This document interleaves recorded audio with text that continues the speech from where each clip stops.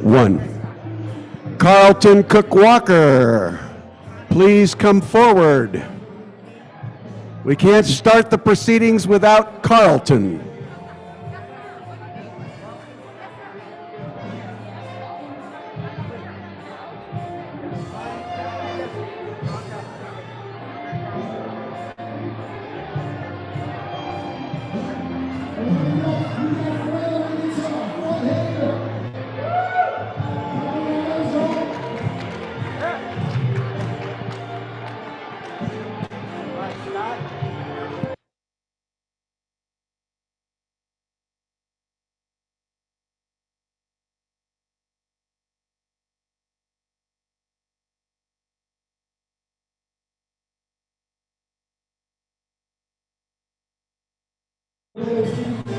The Honorable Cody Bear, please come forward. The Honorable Cody Bear.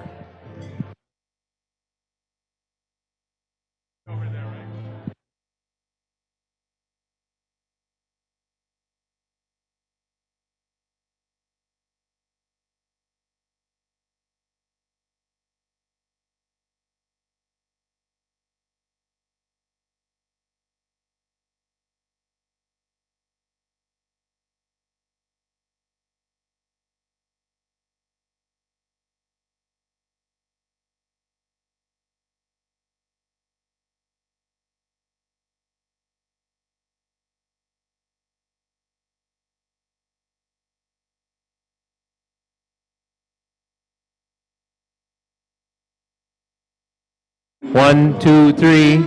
How's that? Perfect, thank you. Okay.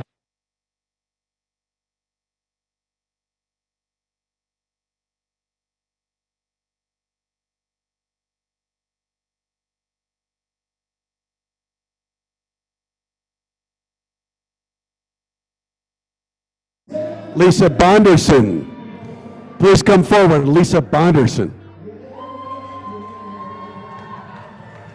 One, two, three, four. Is that not going out? I was.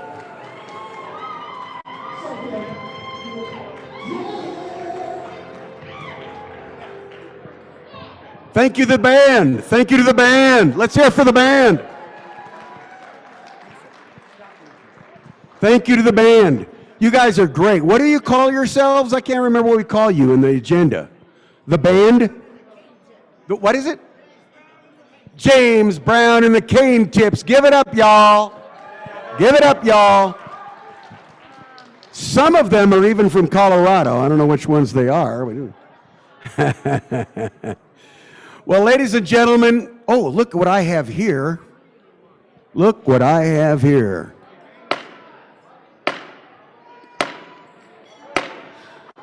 The 2021 convention, live and in person and on the Zoomosphere, is in order.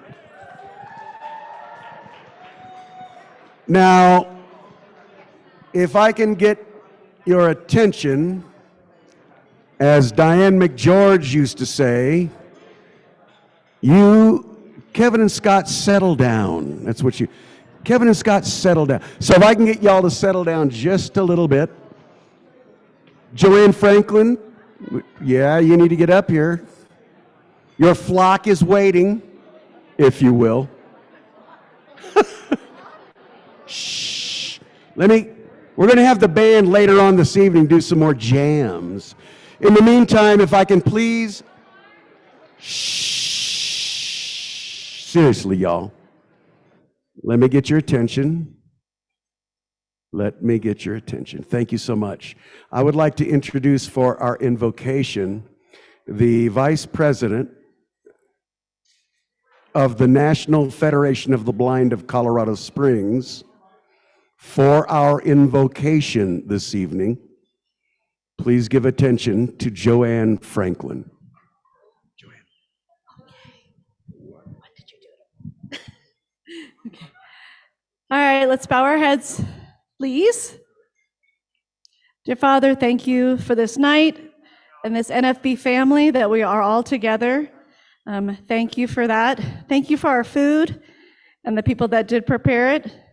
Help us to be a great night and help us to have a good time together. In Jesus' name, amen. Amen. Thank you, Joanne. If you all would hold with me just for a few seconds, we know that over this last year and a half, we have lost colleagues and friends and family members. We also know that there are numerous faith traditions in our great organized blind movement. If I might have another moment of silence to remember those we no longer have with us, and to think about other ways of looking at spirituality. In any way you wish, please, let's take a moment of silence.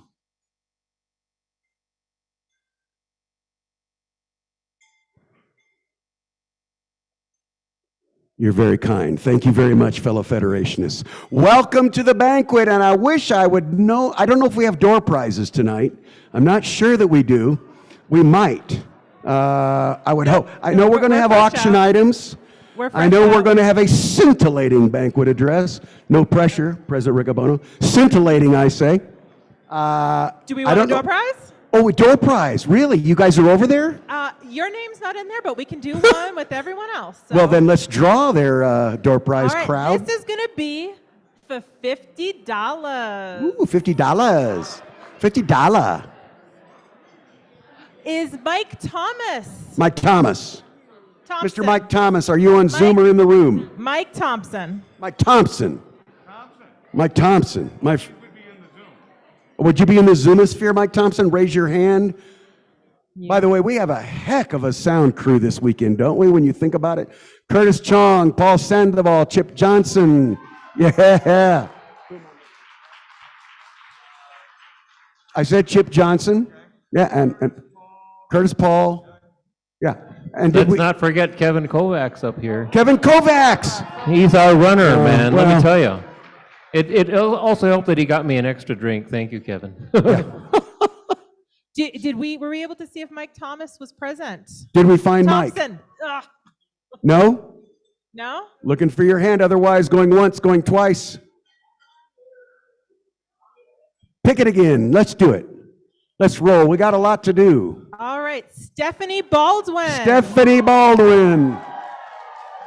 I'm going to guess we will see her hand. I see her hand up. There you go. Stephanie Baldwin, you are a winner. So before you all start eating, remember that if you're getting a special meal, for those of you who are special, vegetarian, vegan, whatever we've offered, if you've requested in advance, put your name badge up there on your table and they'll bring it to you.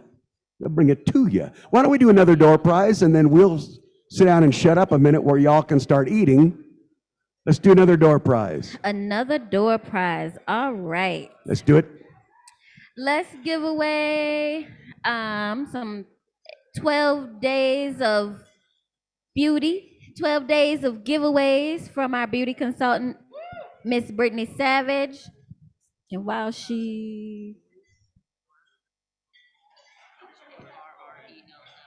Joyce Harrell. Who's this? Joyce Harrell. She's here. Stand up. Hold your fork in the air. Wave your knife. She is here. Anyway, she's here. Okay. If we could get a runner, and then I do have an announcement. Can I make another announcement real quick? By the way, Brittany, thank you very much for what you do. You're an outstanding entrepreneur. I just think so highly of the work you're doing. We need more blind entrepreneurs to follow your footsteps. You rock. So thank you. And thanks for your donations. Do we want to do one more door prize crew? They want one more. Yeah, okay. Why not? This is a banquet, baby. Let's do a $25 gift card to the Cheesecake Factory. Ooh. That'll only cover about 20% of your bill. 29.9, is that what Scott said earlier? Julie Hunter, are you in the room? Or, okay, we found Julie's here. Julie. I am the hunter. All right, so do we want to do one auction, Marianne, or do we want to? Yeah, why don't we do at least one auction? As President Labarre would say, from Marianne Migliorelli, oh, I cannot do it. I missed this. I better than I've ever done, don't you think, Marianne? Better than I've ever done before. So, the extraordinary auctioneer, Marianne Migliorelli. I just can't do it. Oh my goodness. You know what? I heard the other day that Ann Cunningham was going to learn Chinese. And Ann said, because if she learned a new language at her age, it would show that she's not dealing with Alzheimer's and the like. I'm thinking I ought to learn how to pronounce Marianne's last name. Marianne? You're coming here. All right. Well, you know, you can eat salad later. I can eat salad tomorrow. Yeah, tomorrow. Yeah, here you go. Ladies and gentlemen, here she is. You want it on the stand? You want it on the stand? Okay, hold on. I'm going to put it on the stand. She's got stuff in her hand. Like, oh. She says everybody wants this. Here you go. Okay. And you brought it, so everybody wants it. There's a puppy. All right, ladies and gentlemen, there are a lot of you have mentioned that you want what I've got. So I'm telling you right now, pay attention, open your wallets. We're talking about package number 5, Sounds of Awesomeness, the Bose SoundLink headphones. $200 value. I'm not going to talk about it. You know how awesome it is. Donated by Kevin Worley. Let's start right now at 100. Sean Spears. Labarre says 100. Sean says 120. 125 says 130. Gary's 130. 140. 140. Diane says 150. I'm not arguing with her either. 155. 160 Van Dorn. 165. 180 again for Van Dorn. 185. Woohoo! We're going to have some fun tonight, y'all.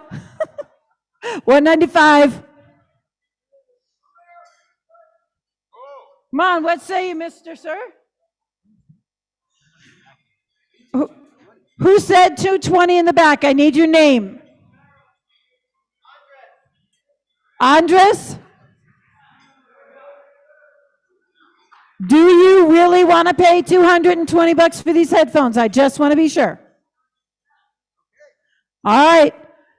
Going once? Who's the 250? Julie, which Julie? There's 5 of y'all in the room. Wait, hold on. I need to have mostly quiet so I can actually hear the bids. Otherwise, this job doesn't work. I heard the 150, or the 250, did I hear a 260?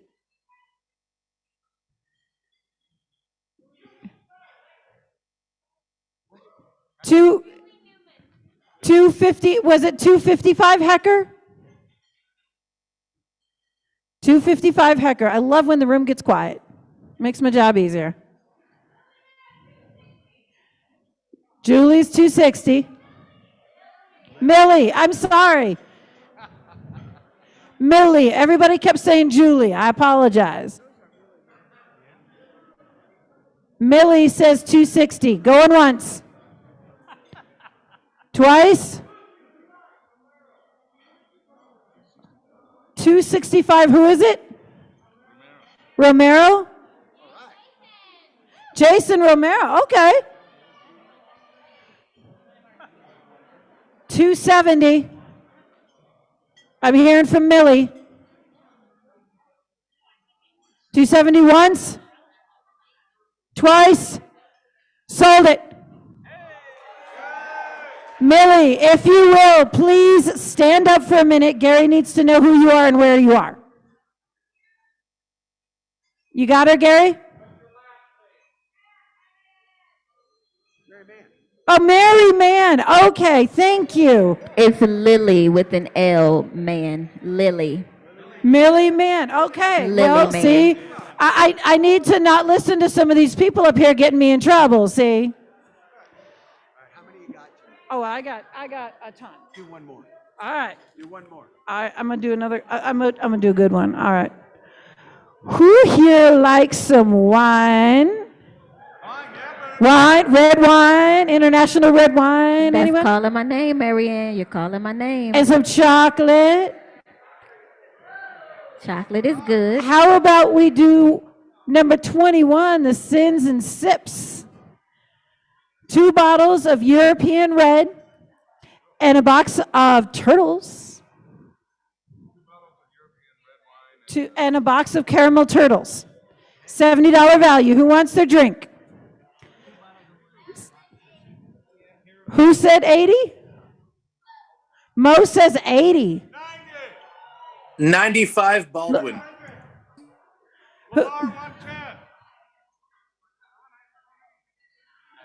Labarre says 110. 115 Baldwin. Is that Hecker?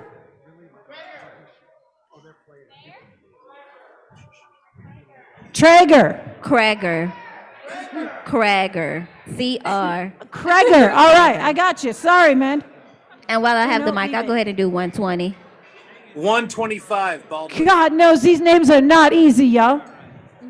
You know what? At least 2 people tell me I'm doing okay. I'm taking it. Please help. They're not bidding, so they don't care, but they're encouraging anyway. Mo with 125 120. Baldwin. Mo says 120. 125 Baldwin. 125. What say you, Mo? Let me say it. Mo, if you're willing to match it, we've got 2 of these. We could let them both go. Ooh. Come on, Mo. Mo? I could do that. All right. I can do that. 125, and we're selling them both? Gary, you got them both? Mo and Traeger, 21 and 22. So we make money in this affiliate, y'all. Thank you. I don't think they can hear us. What you wanted me to do, right? Yeah. You know, Raise your hand or else write something in the chat. well, that went pretty fast. That's weird. Oh, that sucks. I had the first bite of my Really salad, hard to write something in which the chat I'm during now an auction. I'm now kind of sharing in a way. So, you all enjoy your meal. We'll Minister, be what back you use, with Brian? you shortly. I would hope that you would be able to hear my beautiful voice, but Well, we could definitely hear you. I think Marianne heard you once when you said 125, but I think that part didn't get transcribed. You heard Krager. You heard Krager. yeah, no, she didn't hear me. I don't think they can hear us at all. Well, they heard me when I said my when I was trying to bid on that headset. Oh. I guess maybe we need to raise our hands or something. I don't know. Yeah. And you, Sean, I don't know that she heard you at all.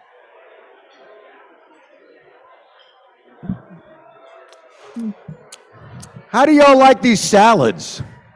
Are they pretty good? I was eating this salad. I said, what are these, like big balls of mozzarella or something? And of course, Scott, in his usual form, said, I chose it. So there you go. It's a good salad. You know what it tastes like, Scott? A salad. Yeah. So, yeah, if you don't like it, Scott, no, wait. If you like it, Scott chose it. If you don't like it, Lisa chose it. Now, how do you like to throw your employees under the bus?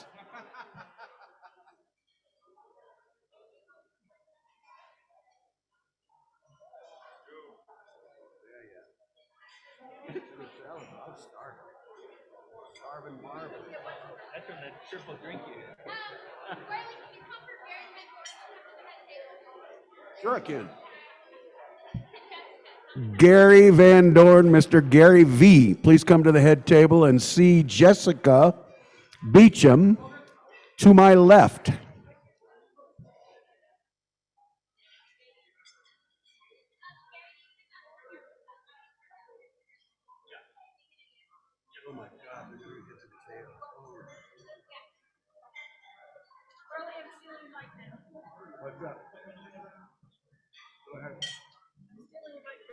Sure, Marianne.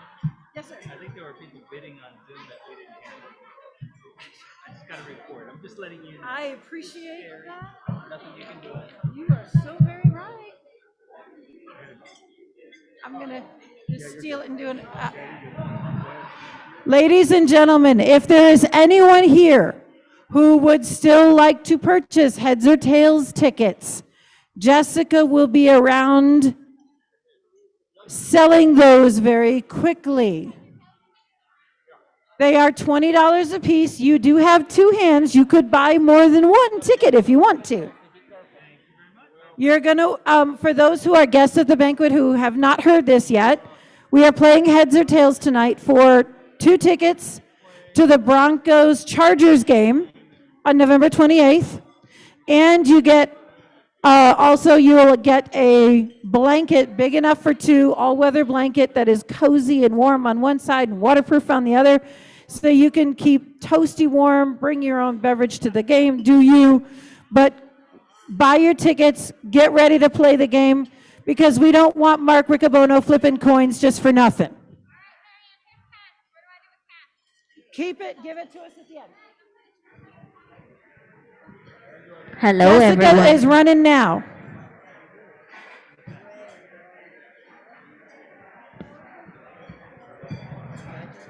Yeah. I mean, I'm confused. Are you confused, Dubs? Well, Why I are just you don't know confused? I don't know what to do. So anytime we start something new like heads or tails, I just get rattled and confused. And so I think to myself, what about a door prize? What about a door prize? That's what you think when you get What about a confused. door prize? All right. Let me find one here. How about some pistachios? Yeah. Pistachios. Pistachios. And that will go to Zachary Dreiser. Yeah, Zach. Is he here?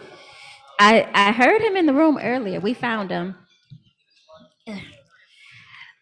So He's while not I on have, Zoom. Not on not Zoom. Zoom. He's in the room. He's in the room? Yes. Well, imagine that. Somebody in the room. We have a few people. Yeah, it's We great. have a few. How do while- y'all like being in the room together? Isn't that cool? That is cool. They were all going to clap, but they've got silverware in their hands. Is that what happened? Want to do another door prize? Well, I have an announcement. Oh, an at announcement. the moment, yes. So it's not a Let's hear an announcement from the door prize crew. door prize, Oh. but it's pretty exciting still. So Okay. we are still selling these chances to win this pair of AirPod Pros from the Mile High chapter. Well, how do we get those, Monique? So if you want a chance, raise your hand, and we have some folks that'll come around to you Uh-huh. and take your payment. You can buy one chance for $5 or 5 chances for $20 to win these AirPod Pros. So if you want AirPod Pros, if you want to win for the Mile High chapter, raise your hand, and a Mile High human will come around and take your cash money. Are there other folks who still have stuff to sell? I know Colorado Springs still has beef jerky.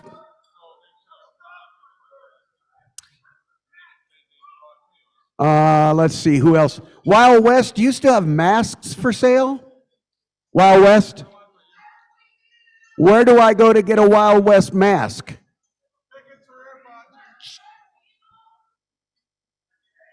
Come talk to me about this. I think this whole mask sales thing is kind of cool, so. Yes. Hi, Julie. Okay. Well, come over here. Joanne, are you coming? So Joanne not only prays, but she sells stuff. She's a multitasker. She likes to sell stuff. All right, here you go. She sells. By the way, it's Joanne Franklin, who's one of the 2 blind realtors I know. So let's give it up for Joanne Franklin. She sold like 4 houses in the last month. There you go. Okay, got it. Hey guys, so I'm with Colorado Springs chapter, and we are selling raffle tickets, one for a $100 gift card. It is one for $3, 2 chances for $5. Or we have an iGo stand, and we're selling that 1 for $5 or 2 for $10. So come see us. We're in the back table, and we'll take your money and give you a chance to win. Yes, sir. Yes, sir. Okay, so.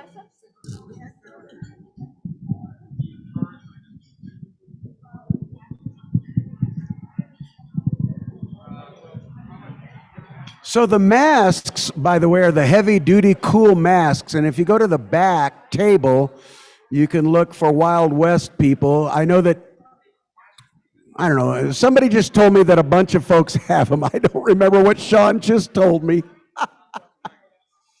Anyway, a lot of people have stuff for sale still, so take advantage of it. Through tomorrow at 11:47, that's when we adjourn this convention. All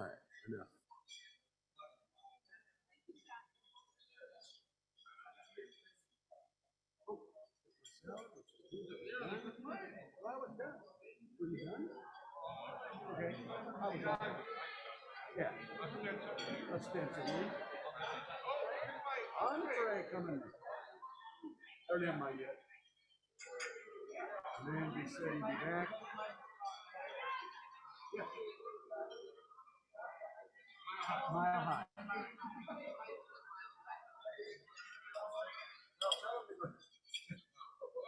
Well, just send him to Mile High. Thank you so much. I don't know.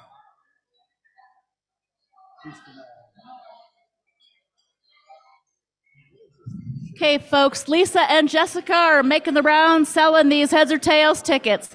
Either raise your hand or stand up or wave your cane or something to let us know.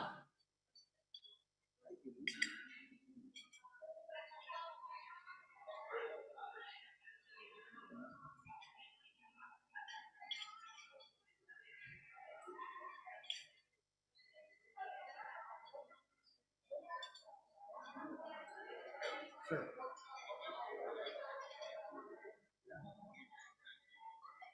Right?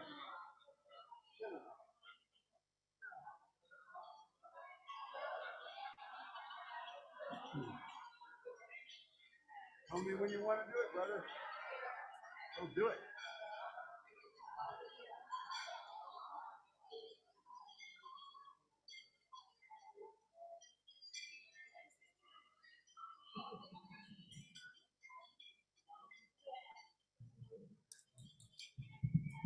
Question. How many cane travelers do we have in the house tonight? People who use long white canes. Yeah. Only to the right of me. Everybody else bumps into stuff, I guess. I don't know. How many guide dog handlers do we have in the house? People pretty much in front of me. What, the left people are still bumping into stuff. I don't know. How many people use a guide dog and a cane? Nice. There you go, baby. Yeah, it doesn't matter what you do, baby. The nature of independence means you get out there and do it. Live the life you want. Little interjection.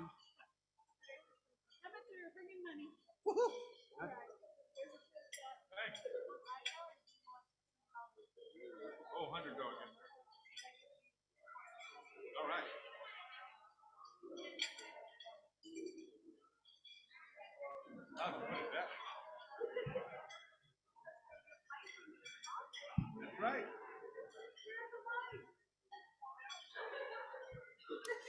Brian Smith is the treasurer of the Colorado Springs chapter of the National Federation of the Blind and also has his own company. And one of the things the Springs chapter is raffling is his iGo stand. And that's a cool gizmo. I think it retails for like a couple of $100. and you can put an iPad or an iPhone on it and do all kinds of groovy stuff. So talk to Brian Smith. He's been around this outfit for probably before President Riccobono, actually. Like 1990. Yeah, right? It's getting up there. Up there. It's getting up there. It's a little Tennessee. Yeah, the influence is rubbing off. Yeah.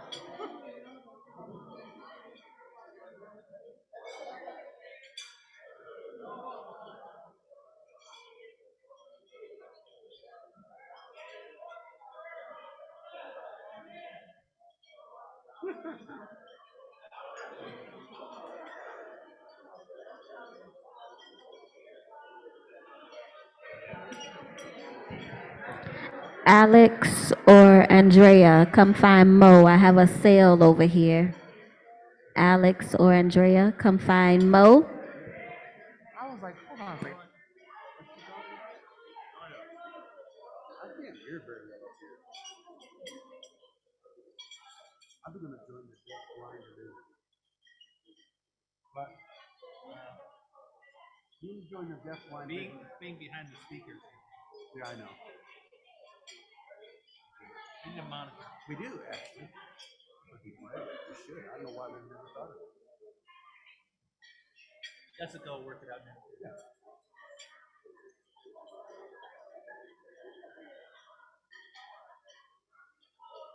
I think the food is good, Scott. All right. Sort of vegetable food here.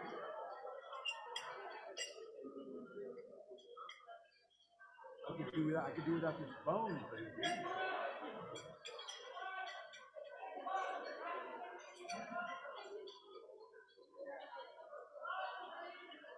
Is that Nate going back there? Probably.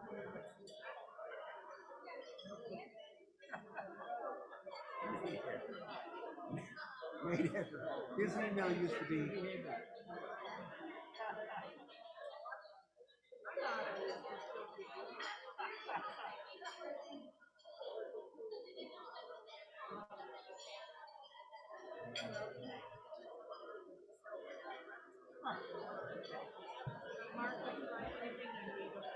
No, I'm good, thank you.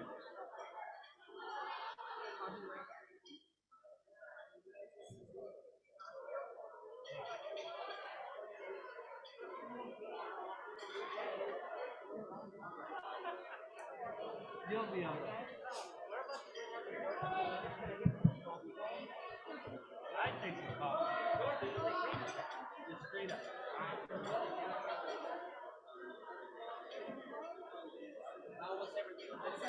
Very good. Is there any way I can get iced tea? Yes, sir. Thank you, sir. Thank you, sir. Very cheap. They are. I thought this hotel was good.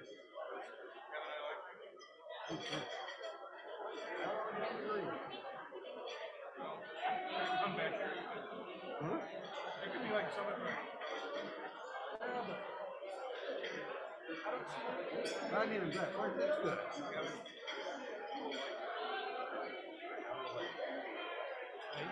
We've already announced it. Sign a contract.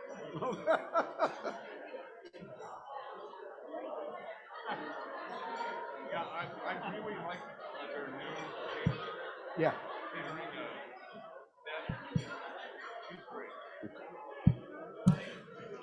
Ladies and gentlemen, you too, Nate Hecker. Does anybody know where we're going to have our 2022 state convention? Where? Oh, Greeley. That's good. I'll try to make plans. I hope I can be there. Same weekend. A year from this weekend. October 27th, Scott says, and it'll be Jessica's problem, he also says. It's Jessica's problem. She chose the hotel, ladies and gentlemen.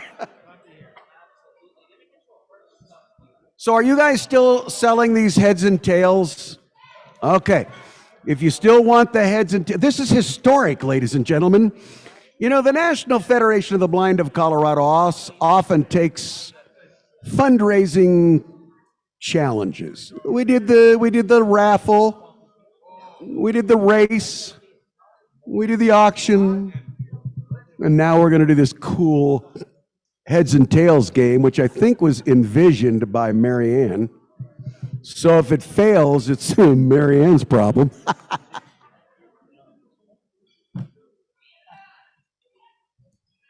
We're going to introduce this woman later on this evening, but I got to tell you guys, I don't mind introducing her twice. Two seats to my right is the founder of the Colorado Center for the Blind, Diane Mcgeorge.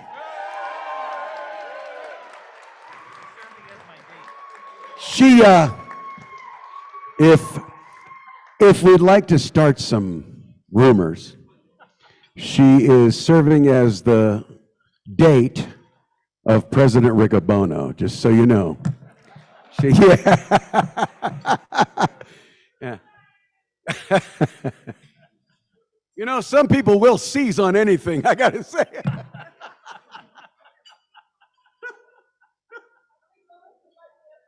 Yeah. She said as long as we get a picture. Okay.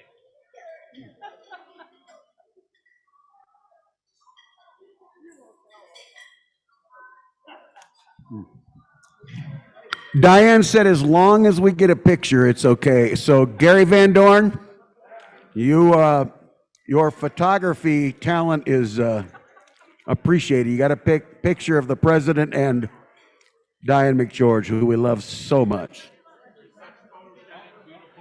Yeah, there we go.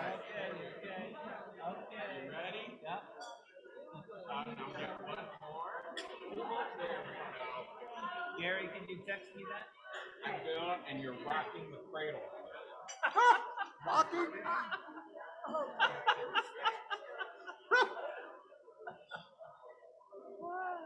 There you go.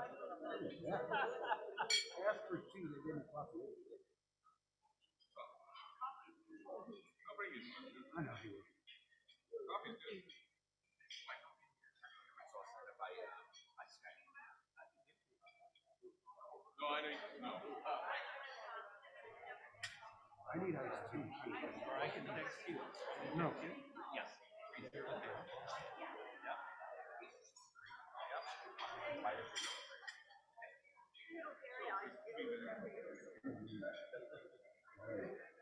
I used to know your number, but I forgot it. I know 333 something.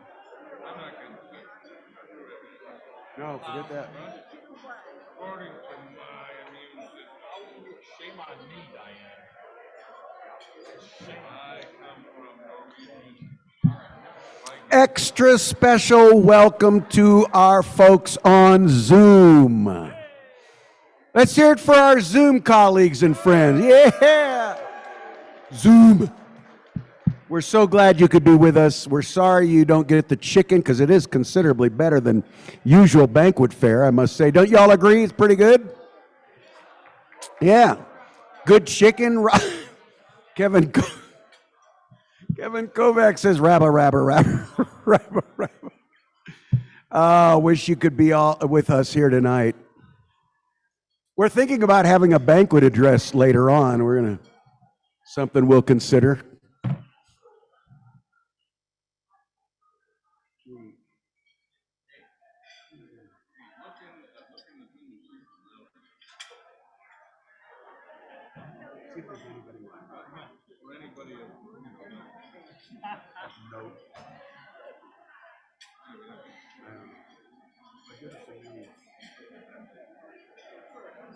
If Crosby is there, like Anderson. Yeah. I'm going to ask. Yeah. Anybody like that? Yeah. Yeah.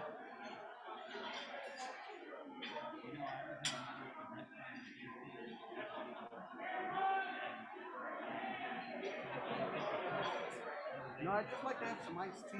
Oh, yeah, absolutely. Right in the middle. Okay. No, you're all right. I need a napkin. My napkin went away.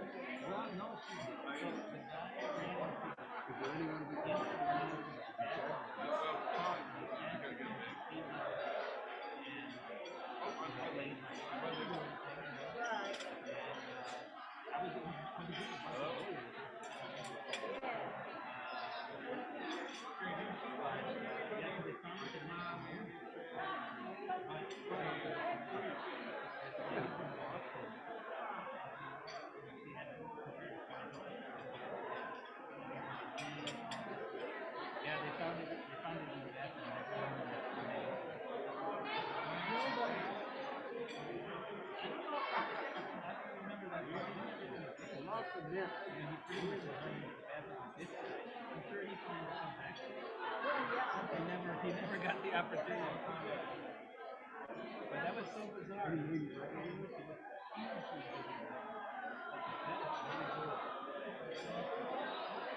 Oh, Ron.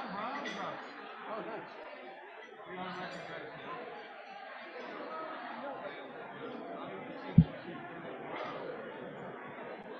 We know that Ron Brown is on Zoom. Ron Brown, welcome to our banquet, my brother. Bennett Prowse. Prosecution is on. Good to see you, man. Good to hear you. Good to have you listen to us, actually, is really. If you have a pun of any kind, just let us know.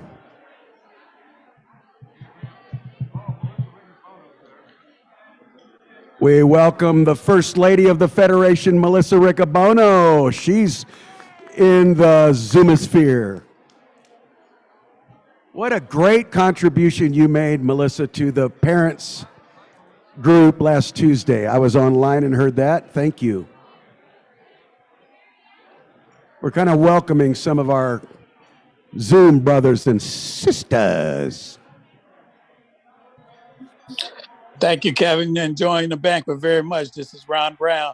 I'm missing the chicken, but I'm enjoying everything else. I don't suppose we have folks from the Colorado Center for the Blind here at the banquet tonight.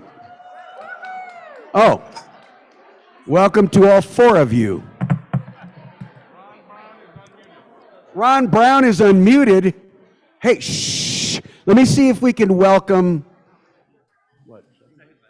Second Vice President of the National Federation of the Blind, President of Indiana, former President of the National Federation of the Blind of Indiana. He did what Scott is doing. He's like, it's somebody else's deal.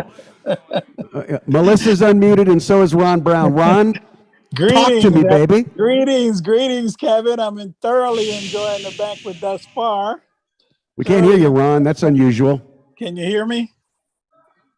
Maybe the Zoom is not coming through. Can you hear me? Melissa? Hello? You know, one time when President Riccobono was at our convention about 20 years ago, we actually Zoomed in, and that time it wasn't Zoom. We reached out to a Baltimore cab driver. We're a little crazy in Colorado. Can we get our Zoom buddies, Melissa Riccobono or Ron Brown, or no? Oh, maybe our technical crew is not up to the challenge. Well, Paul, or Hi, guys. Hello? Scott says maybe they're on, but they're listening to a ball game or something. We're on. Can you hear us? How about a door prize while we wait? No. Melissa is Go on. ahead. And I Let's am do a on. DP. All right, Yeah, we I are can doing hear you, a Ron. I don't think $20 they can Uber hear gift card us. as well as a goodie bag. Hi, Yeah. Melissa. And that is going to Hi, go how are ya? to Eliza, Portugal. Eliza Portugal! The Eliza wonderful Portugal! world of technology, Melissa. Exactly. Raise your hand, Eliza. I'm Do a glad you're jig. here. Do we see Yes, her on ma'am. Zoom? Glad to Is be she on here. Zoom, y'all? Yes, she's on Zoom. You got it. Glad Wonderful. to be. So glad you're with us, Elijah. Oh, my goodness. We have such a wonderful family, don't we? I mean, Eliza's iPhone, raised hand. all Okay, right. perfect. Thank you, Curtis. Maybe we can raise our hand, Melissa. You guys have a lot more door prizes, or do we want to quit for tonight? Okay. Well, we tried. You got to wake up the door prize. We have some more. Well, let's do one now, baby. All right, all right, all right. Come on, Manika Neek. Don't call me baby. People might think I'm dating you. and No, I that's- didn't. I wasn't that's saying you. Definitely not. No, I wasn't happening. you specifically. All right. Let's give away some beef jerky in one of these goodie bags. Beef jerky. Oh, how about Anahit Labarre? Anahit Labarre. Wonderful. Anahit, is Anahit at the head table? She is. Okay, I thought so. Yeah. Kevin, can you hear me? Okay, we're about to close out the heads and tails tickets. If you still want to play the game, stand up now. Stand up now. Otherwise, make a noise, clap your hands, stand on your chair.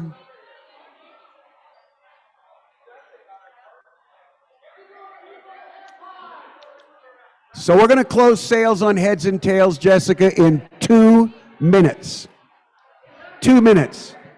If you want AirPods, a chance to win AirPods. You know, Go just ahead and because you have a stand up mic or over raise your there. hand as well. You know, Monique, just because you have a mic over there doesn't mean you just to sell anytime you want. Listen, my Yeah. former boss, Julie Deeden, told me I could get on this mic. I want to see what you got to say to her.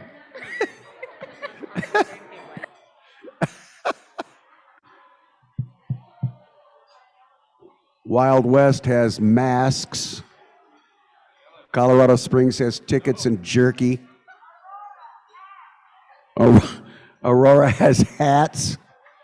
Aurora always has hats. I got like 30 hats from Aurora. They're very good, though. They're Holden hats, I call them. All right.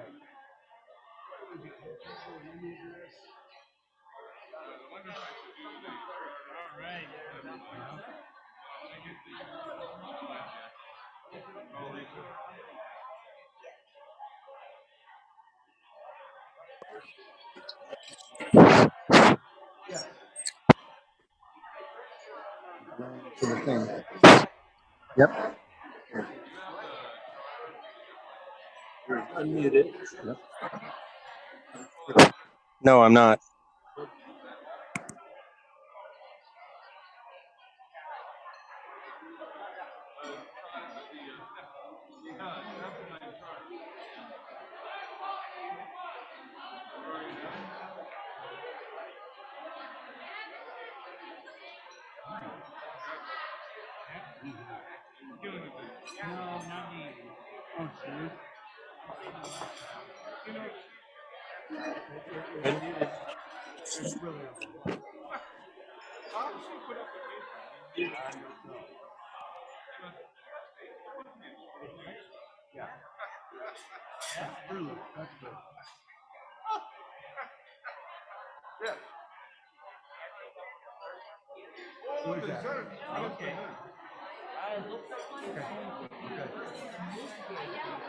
Okay.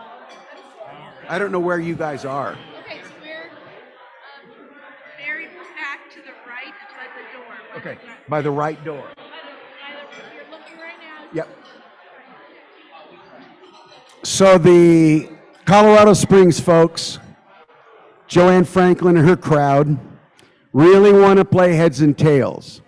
So if we can get some tickets, they are in the back right corner of the room as I face the back doors.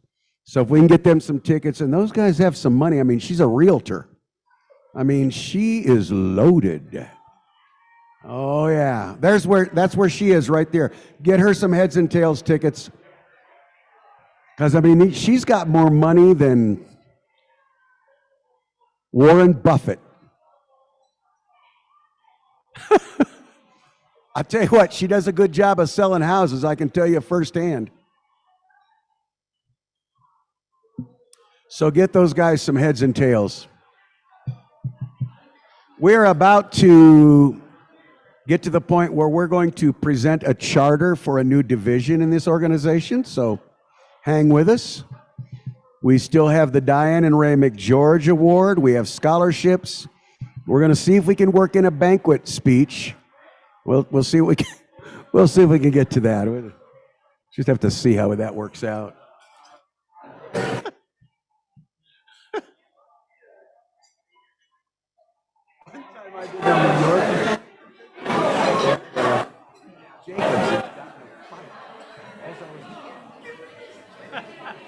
They got the fight behind me. It was unbelievable. And they didn't get the banquet. They did the horse race like we did last night. Right. They did it before the banquet. Okay. Right. So we didn't get actually on for it was like 10, 15. Yeah. It was terrible. They kept rolling ones. Yeah. Yeah. And then as I was speaking, they got in a fight. A family squabble.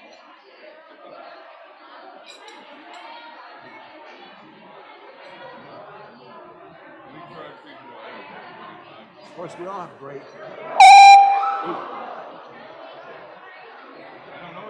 I don't know. Well,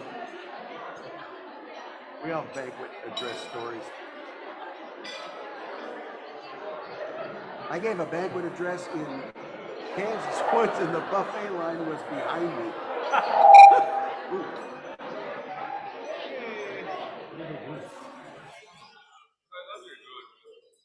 Bothering you?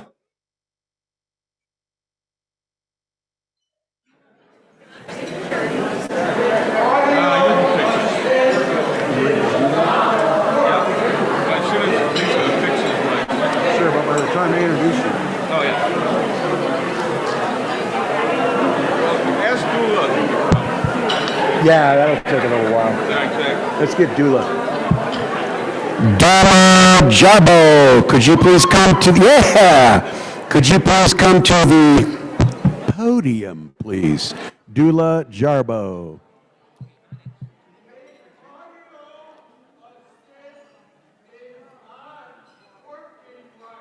What?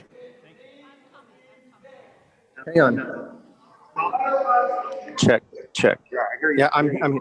What are we doing here? Do we need to be Do I need to be any louder? Check. Okay, we'll start to.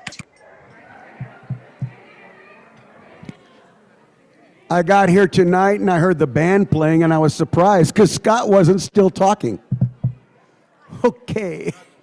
Wasn't still talking. Yes. I can't hear you from there. You'll have to come to me. I can't hear you from there. I'm an old man. I couldn't hear. I'm an old man. And I'm a young one. You're middle-aged. We need Dula the Jarbo.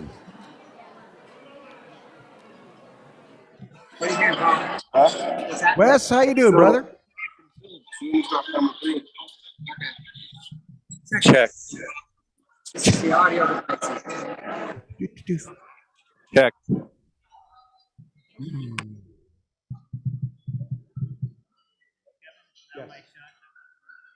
Yeah, go now. Absolutely. Probably got 10. Yeah, easy. Do we have Dula? Test the microphone. Microphone is up.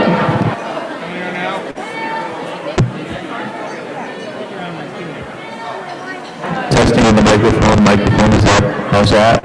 Okay, that's it. That's on. Hey, Curtis, we're waiting on this crosstalk. What?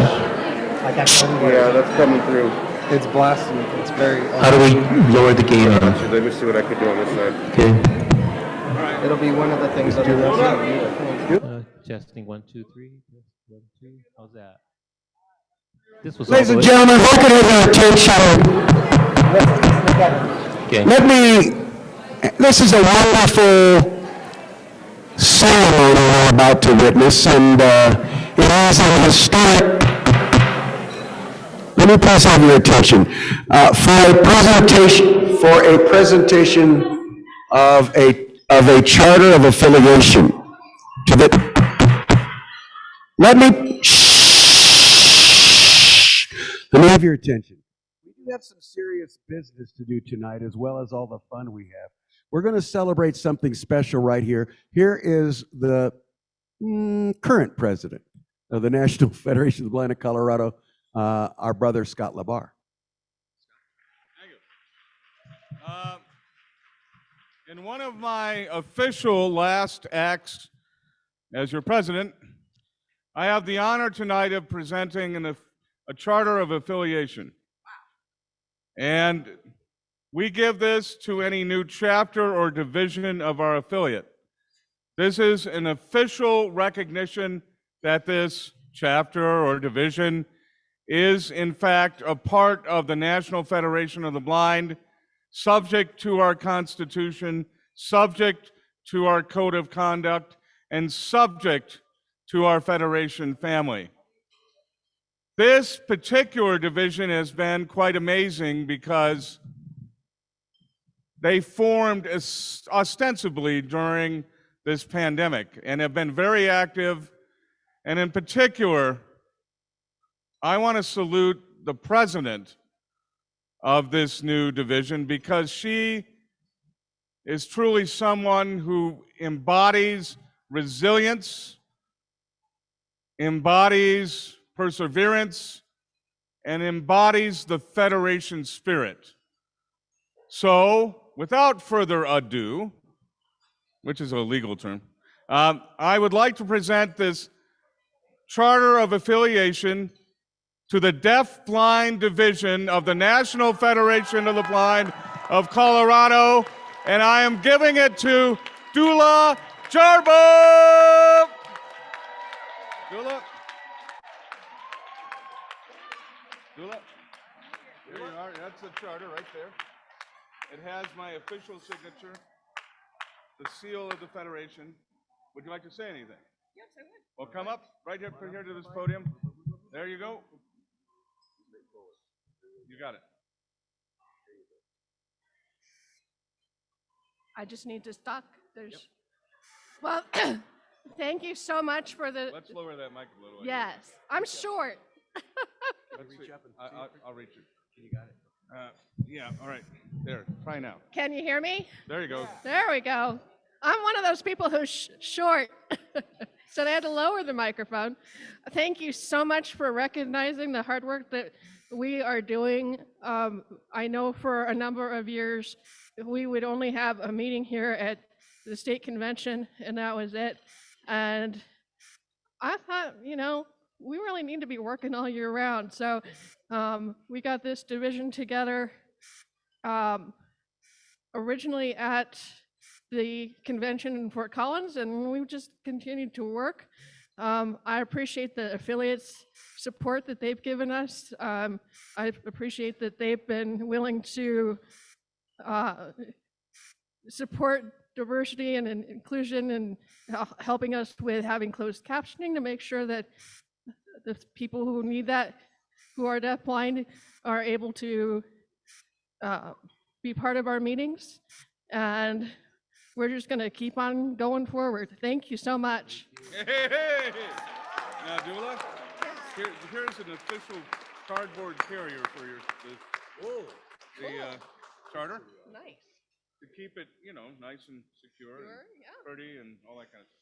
Thank you so much. Well, you're doing great, Dula. We're so proud of you. Congratulations. Thank you, Diane. You're doing great. You really are. Diane's over there saying, congratulations, I hope your mom is still here. I'm sure she is. She won a door prize earlier, I think. And it's a wonderful thing. I have known her since I went to the Colorado Center for the Blind, I think in '92 is when I met Dula, and she was, 8, 9? I don't know. No, not much. How old were you? 10, 11? I don't know. At any rate. 12? Well,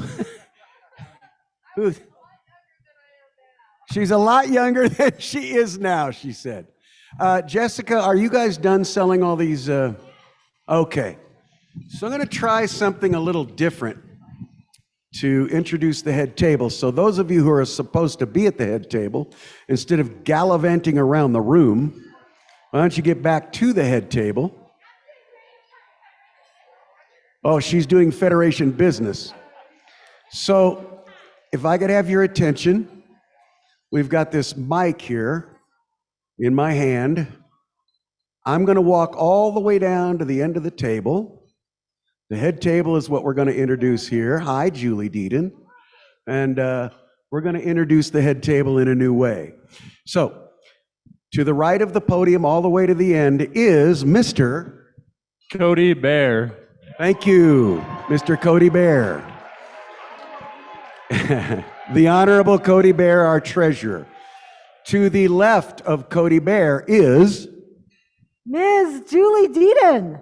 Julie Deedon, ladies and gentlemen, the director of our Colorado Center for the Blind.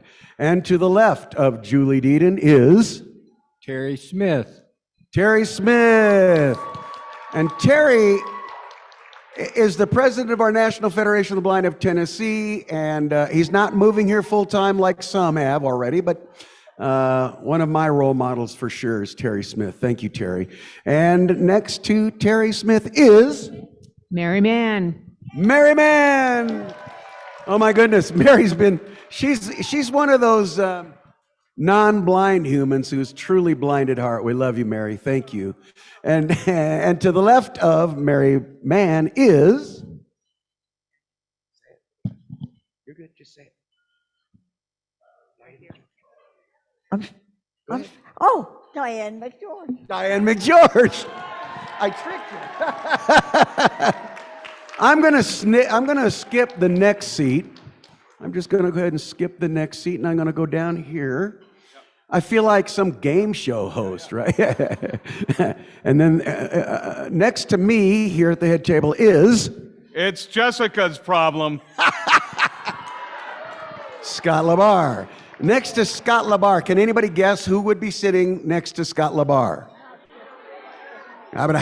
She is Anahid Labarre. Anahid Labarre. There we go.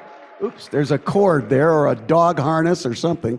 Next to Anahid is It's Scott's problem for the rest of the night, so y'all go crazy. that's Jessica Beecham, the first vice president of the National Federation of the Blind of Colorado. And next to, yeah, you got a fan club of one. Okay, so next to Jessica, we have Just a random guy that does what Jess tells me. Kevin Kovacs. What? I'm not going to repeat that. And by the way, you guys with all these comments, I can see why we don't introduce the head table this way in the future. And next to Kevin Kovacs, who, by the way, is one of my best friend. And you know, if you ever want a job as an audio engineer producer, Kevin, you are the man. You are incredible. You're incredible, buddy. And next to Kevin Kovacs is Maureen Needfeld. Maureen Needfeld. And next to Maureen is an empty chair. David had to go help Logie Bear, so otherwise he would be there. By the way, to the first, to the person who sits next to the podium on the left, he's an empty chair as well. I'm talking about your MC, not your president. All right. And next to the empty chair that should be occupied by David Needfeld is Carlton Walker. Carlton Walker, who, I tell you, if parents want an advocate for their children, she is the president of our national organization of parents of blind children. If you read her material, if you read her Facebook, if you heard her today, we couldn't have a better advocate than Carlton Cook Walker. Carlton, thank you, dear. Thank you so much. And over here by the podium is the empty chair I was speaking of earlier. Okay, and now we come to the high point, truly the high point of the convention. Although after hearing his national report this morning, wow, that was something, don't y'all think? That was the real deal. That was the real deal.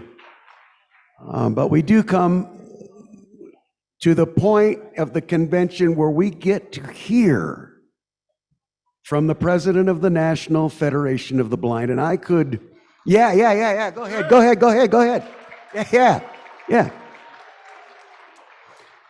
I could wax poetic about this great man, and I truly believe that. I'm not here to sort of make up stuff. What we've been through as a movement in the last little while has been tough. We've faced some adversity. We have grown. We have done some wonderful things. And I have said to him, and he can tell you this, when I talk to President Riccobono, I often say, and I'm not being disingenuous in any way, I do not believe we could have a better man, a better human, a better person leading this movement than our president. Ladies and gentlemen, please welcome Mark Riccobono. Thanks, Kevin.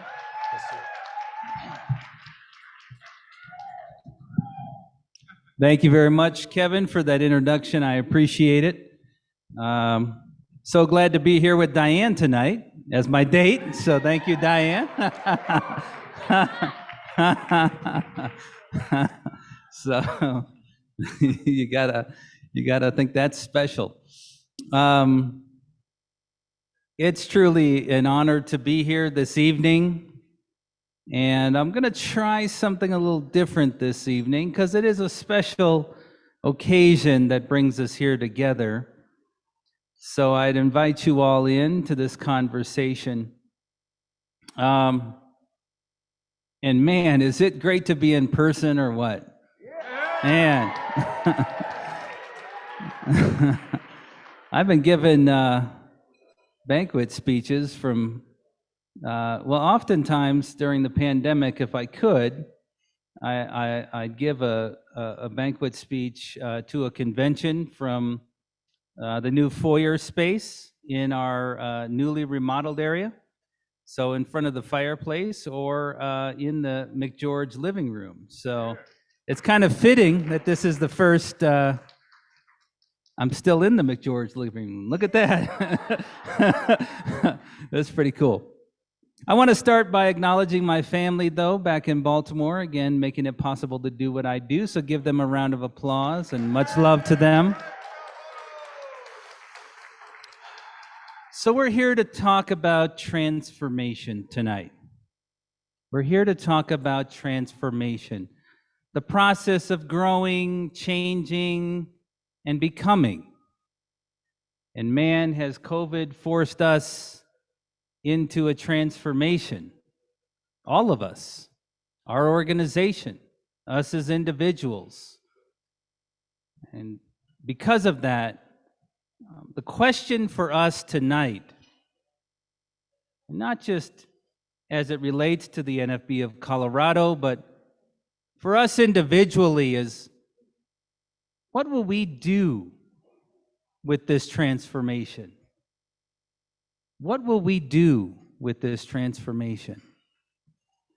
So Aristotle once said that for the things we have to learn before we can do them, we learn by doing them.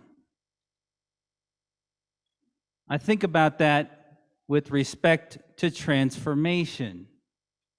We can't really fully appreciate the power within a transformation until we're on the other side of it and we can look back. What I do know is not what the transformation we're currently part of, how it will come out. But what I do know is that the Federation family is the best teacher of how to harness that transformational potential than anything that I've ever known. So transformation. And what will we do with transformation in the National Federation of the Blind? Now, before I talk about the transformation within our movement this evening, I should tell you a little bit about my own personal transformation. And I hope you can relate to it. So I was diagnosed as being legally blind at age 5. My parents are hardworking Midwesterners. Neither of them went to college. My dad served in the Navy during Vietnam. We had no, we had no experience with blindness in our family. My parents didn't know what to do about it. We relied on the professionals to help us know what to do, which means we didn't know much what to do, at least at that time in Milwaukee. My parents tried to empower me with the tools to compete the best they could, but we didn't know anything about blindness. And so what I learned was that you had to work hard. And so I worked really hard. I also learned in so many ways that it was important to see things. So I pretended I could see things, because people were happy when I could see things, and they seemed disappointed when I couldn't. And because I didn't have the tools and I didn't have the guidance, I just had to kind of figure things out for myself. And I could tell you all sorts of stories about figuring it out for myself. I didn't know any blind people, so I just went out and did the best I could. I was isolated in many respects. But I went out and tried to have opportunities, even as my vision was declining. And when you're young, you have a lot of hope, a lot of ambitions, a lot of desire to do things. But over time, as I got the messages about what I wasn't able to do, and as my vision declined and I started to understand that it potentially limited me, the hope started to fade. Not all at once, but gradually. Now, I didn't start using large print books till 3rd grade. So I started using large print books, and in 3rd grade was the first time I ever had an O&M evaluation. Now, I should have told you that I lived in a little neighborhood, south side of Milwaukee, Wisconsin. And starting in about 1st grade, I walked to school and home, both ways, uphill, every day. And it did snow there, too. It did snow there. Lake effect snow, actually. Lake effect snow. So by 3rd grade, I had been walking to school back and forth every day. I played on those sidewalks during the summer. And the O&M instructor walked me around the neighborhood. Said, "You're getting around pretty well. Guess you don't need any services." Well, of course I was getting around pretty well. I had walked those streets every day. Every day. It didn't test me. I didn't even need to have my eyes open. I knew every crack in the sidewalk. Not because I had skills, but because I walked it every day. But I went out and I tried to do things kids do. I rode bicycles, I rode skateboards, I jumped out of windows. I still don't know why we jumped out of windows, but it seemed like a thing to do. We figured out how to light fireworks, Still have all my fingers, amazingly. But I constantly got the message, not always directly, that vision was required to be successful. And the teachers that I had that were supposed to teach me, because they had expertise in blindness, didn't really spend much time teaching me anything. In 4th grade, I had a teacher of blind students. They called them vision teachers. And She would come by to help me fill out the worksheets for 4th grade. Now, this is where the young folks in the room will have to look this up on Wikipedia. The worksheets we would have would have been made on mimeograph machines. And and they had this horrible blue ink. Even the sighted people couldn't read them, you know. But the teacher would come by and she'd help me fill out the worksheets, which was nice, but you don't need a teaching degree to be a reader, you know, a scribe. But that was the service I got. By the time I got to 5th grade, I couldn't read the large print books anymore. I didn't know what to do. I looked around and I said, well, I have this monocular. It's meant for distance viewing, but if I put it on the nearest setting, I can read my large print books with it. And no one questioned me. I was getting along. I was just smart enough to memorize stuff. I was getting along. No one ever questioned whether there was something better.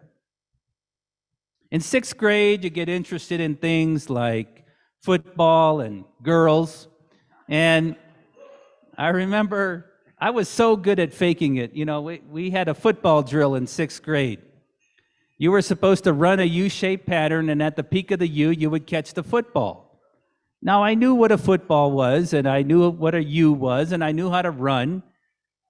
But, you know, I was totally Charlie Brown. I would run, and I'd put my hands up, but there was no way in the world I was going to catch that ball. But I really wanted to impress the girls. So I'd run. And one time I was pretty upset because I'm sure I looked like a goofball, and the kids were making fun of me. My gym teacher sat me down and said, you know, you don't have to worry. Someday you'll get contact lenses and it'll all be okay. That was the kind of encouraging word I would get. Now, I went to a very, very rough middle school in Milwaukee, Wisconsin. It was the kind of middle school where you would want to keep your head down and not get noticed. And so I did that. I did that also because I couldn't see what was going on. So I retreated to the back of the room in middle school. Now, in my middle school, I don't know about yours, the back of the room is not where the brightest kids hung out. But I could avoid getting noticed back there. And I could get the other kids to help me fill out my work, and I wouldn't get called on. I was passing. I was faking it. And the whole time I was faking it, I was really a wreck inside. I was worried constantly about what I was going to have to see. I was always thinking about what is the next thing that I'm going to have to see. I wasn't thinking about the work I was doing or what my dreams were. What was I going to have to see? Now, I happened to choose a middle school in Milwaukee, Wisconsin that specialized in business. I thought I might go into broadcasting because I still am a baseball fan. And I spent a lot of time listening to Bob Uecker on the radio, you know. And no comments from the Cardinals fans. And shout out to the Cardinals fans. Hope you get it together next year.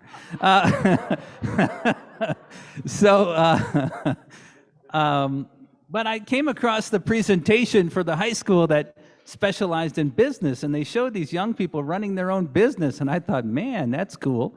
I couldn't spell entrepreneurship, but it looked really cool. That was the first lesson they taught us at the high school, how to spell entrepreneurship. So I went there, and it just so happened that they had a resource room for blind students. I never knew there were other blind people. I didn't know I was a blind person. There was an opportunity for transformation. I had a teacher, and he had RP. He was a blind guy, but you never knew it. He read Braille with his eyes. And all of the other students in the resource room I could either see better than they could, which really wasn't saying much.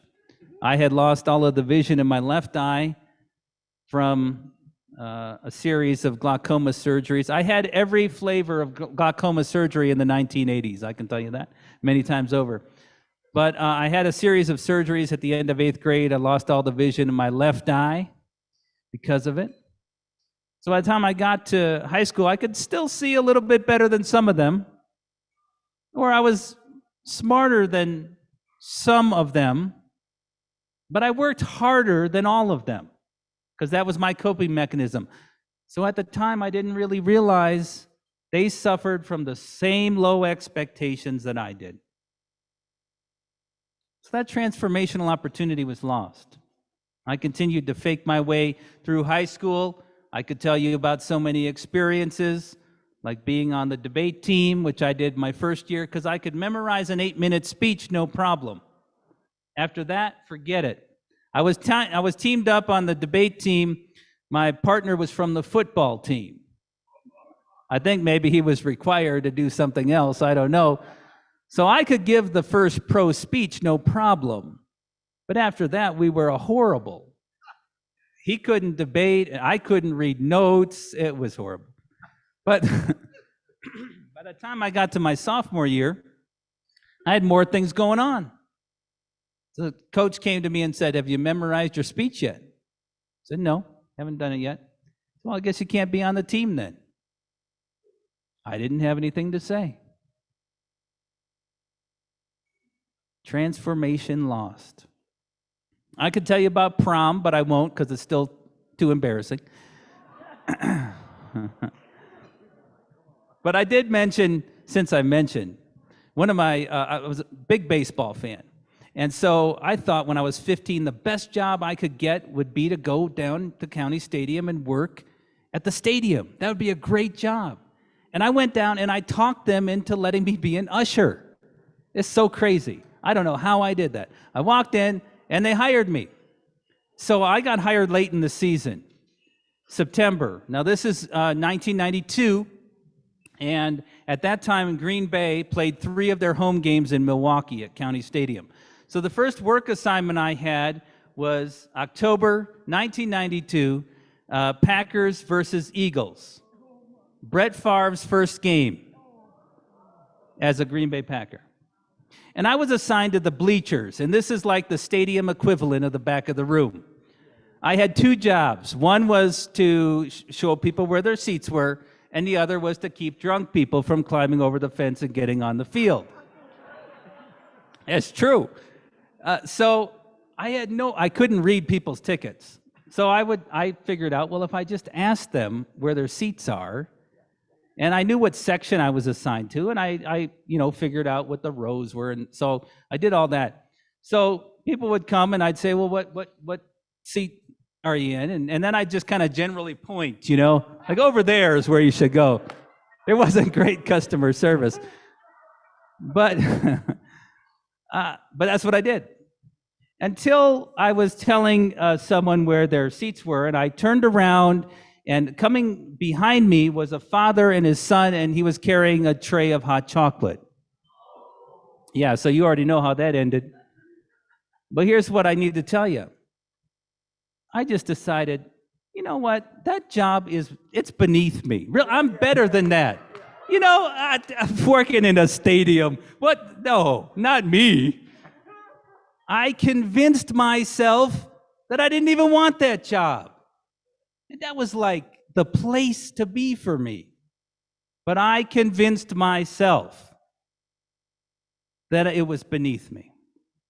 And I could recount story after story, my first 2 years at the University of Wisconsin, faking it,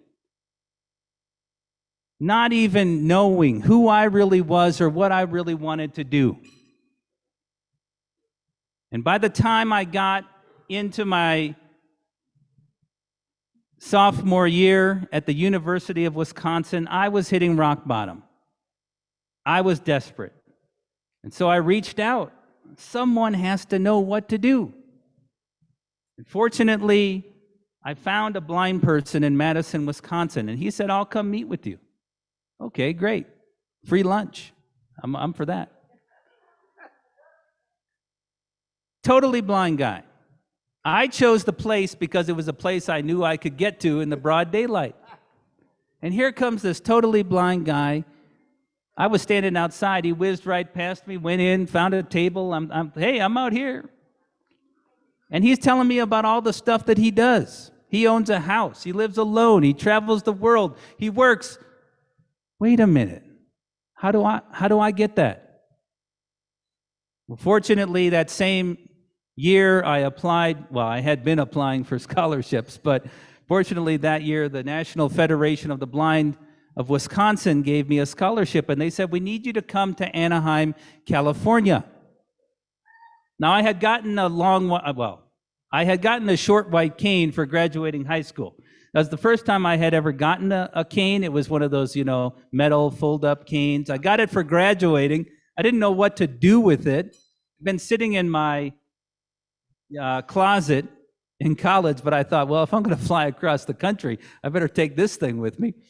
And I showed up in Anaheim, California, and I walked into the lobby of the Hilton Anaheim Hotel. And my transformation started.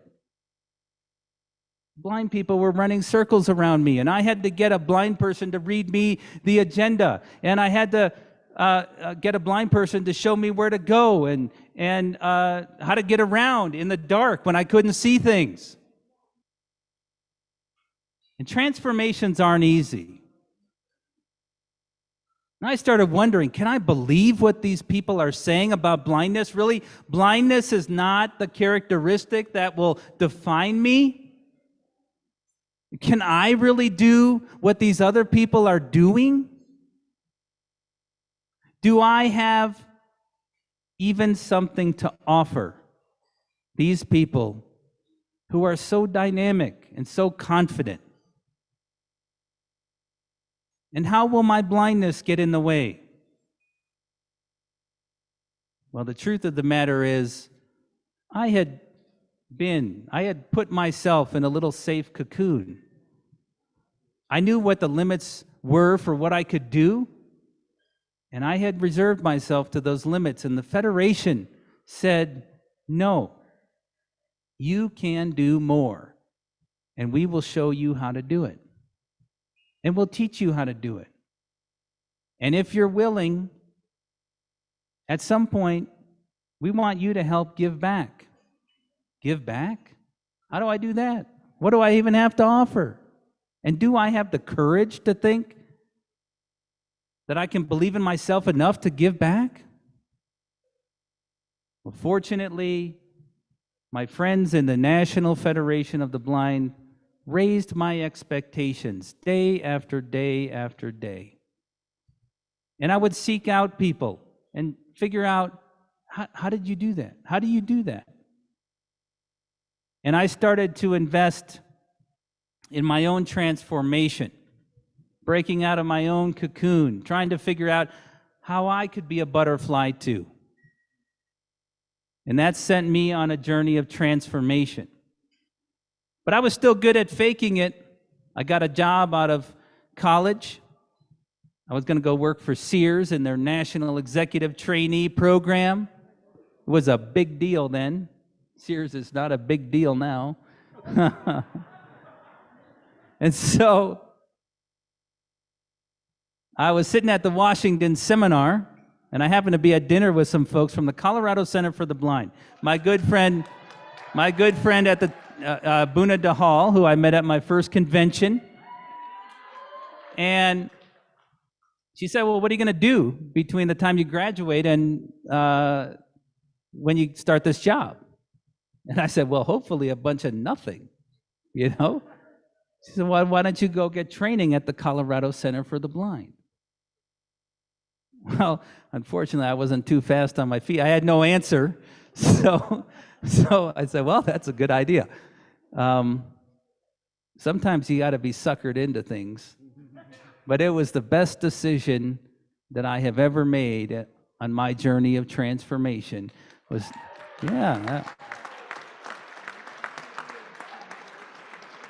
And at the Colorado Center for the Blind, I learned, well, many things I could tell you about, but certainly about the power of transformation. Because I thought I was doing pretty well until I got around instructors at the Colorado Center who whipped me into shape. And I learned about the power of transformation and mentoring and giving back. That's why I'm really glad Diane's here tonight. You know, I remember when I was a student at Colorado Center for the Blind, I was also an affiliate president at the time. I skipped over that. I became an affiliate president at age 22. I was still a senior in college. I remember sitting out on the back deck at the Mcgeorge house, you know, being schooled on how to transform ideas into reality. And I'll just take the opportunity to say this, transformation. I had the opportunity to work on transforming part of our national center recently. Cost us $4 million. But the best part of it, and I get to take credit for making this happen, the best part of it is the Mcgeorge living room. So you got to come check it out. It's got a beautiful fountain in it. It's not, you know, as big as Ray's fountain, but the spirit is there. Its spirit is there. It's got a big piece of limestone in it. It's really cool. And it's missing people because it has been lonely. So you got to come see it. But what keeps coming back in my journey? And after a while, maybe I thought I had made it. But transformation can continue to happen. More transformations are needed in our lives. I figured out many years after leaving the Colorado Center for the Blind that was just one transformation. I eventually came to work at our national headquarters, and I was assigned, bringing it back to Colorado, to work directly under Betsy Zaborowski. She taught me a lot about transformation. I had a lot of young upstart ideas. She knocked a bunch of them out of me because they were dumb ideas. But she was tough. She was tough because she wanted to knock the last pieces of that cocoon off me. She wanted me to know that there were more transformations to be had. You know, she came down with cancer 2007. And shortly before that time, we were in the members hall together. This is our main meeting room at the national headquarters. It's 12,000 square feet. It was empty at the time. And Betsy and I were in there, and she said, "We need to fill this room full of blind kids." I thought, well, that's a good idea. I didn't realize at the time it was a work assignment, but transformational. Well, she can't. There you go. Jordan was there. So we were preparing for this NFB Youth Slam we were going to try. We were going to have 200 blind students come to Johns Hopkins University, and we were going to go out and get a bunch of volunteers to come sleep in a dorm with teenagers for a week. And federationists signed up from all across the country. Man, transformational. It was her vision. And that was the last public speech she gave, was at that gathering. So she came by my office shortly after that, the office that had been her office. I'd been officially doing the job for a little while, not too long. She said, "Well, how are things going?" I said, "Well, they're going great. Got it all figured out." She said, "Don't worry, I didn't know what I was doing either. But you'll figure it out." And that's what makes transformation possible within this movement. The faith that we have in each other. The faith that we have in each other. She was passing on that faith to me. She understood it. She had been transformed by it. And she was inviting me to be transformed by it. I didn't have to be, though. That was a choice.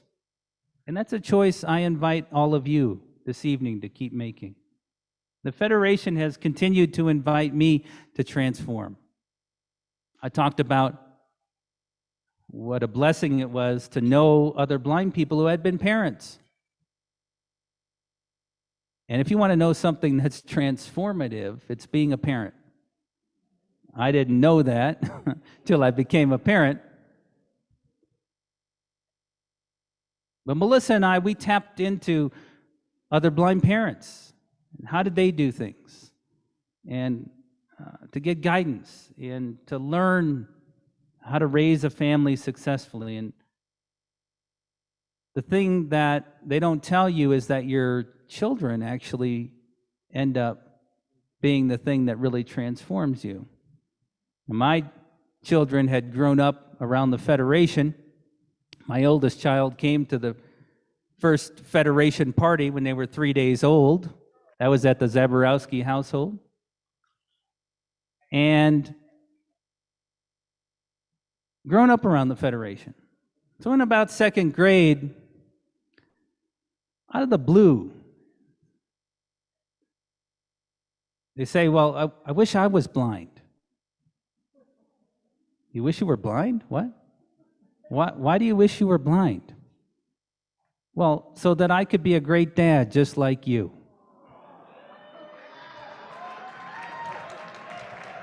But that came from being around the Federation. That's a transformation that came from being around the Federation. In 2010, my daughter Oriana was born.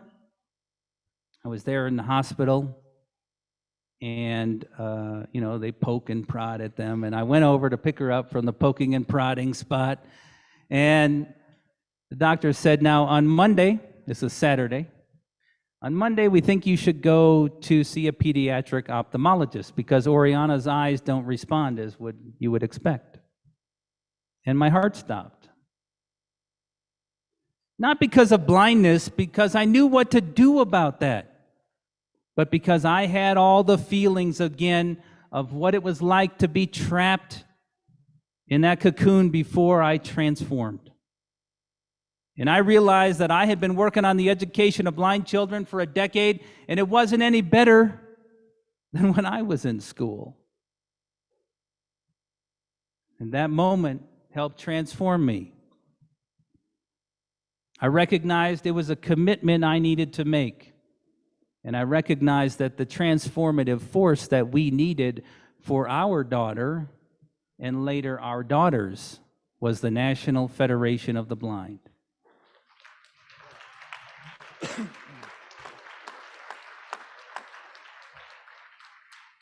Transformation.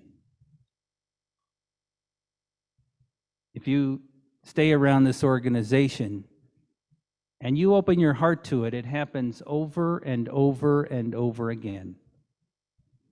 And the challenge we have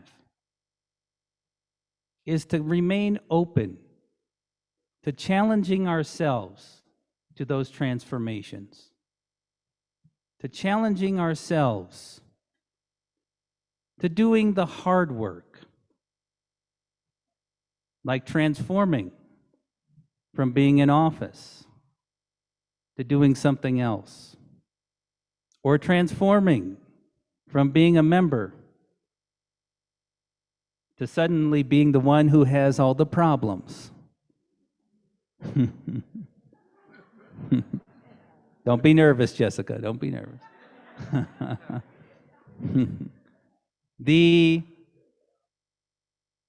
One of the greatest transformations I had along this road was when all of you blessed me with the opportunity of serving as your national president, 2014.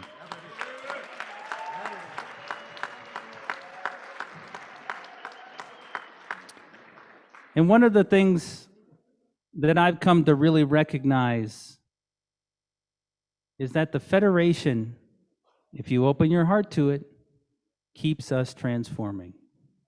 And that's because of the faith that we have in each other. A faith, and I like to say this, Dr. Tenbrook said it best in 1965, a faith that moves mountains and mounts movements. One of my favorite Federation quotes. And you see that faith all around this affiliate. All around. We've been experiencing it the last few days. So many of you helping those transformations happen. And so many of you just now discovering that there's a transformation to be had. So this weekend, we're celebrating transformation. And that can be difficult. It can also be joyous. And I think the best way we can celebrate it is for each of us to look deep within ourselves to ask how we can use this moment and this transformation to come out of COVID having an organization and having ourselves be bigger, better, stronger than ever before. That's our challenge here tonight. So before I close, I want to offer you a couple of things. And one is this poem, which I sometimes offer to folks that I think speaks to transformation. This is a poem called The Layers.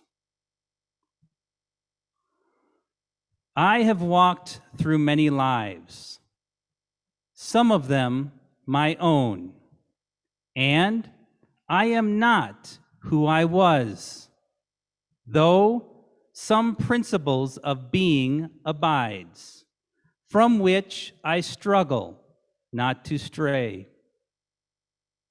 When I look behind, as I am compelled to look before I can gather strength to proceed on my journey, I see the milestones dwindling toward the horizon and the slow fires trailing from the abandoned campfires, over which scavenger angels wheel on heavy wings.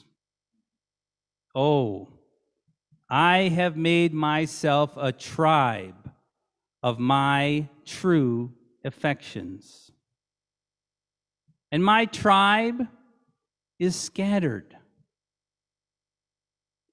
How shall the heart be reconciled to its feast of losses?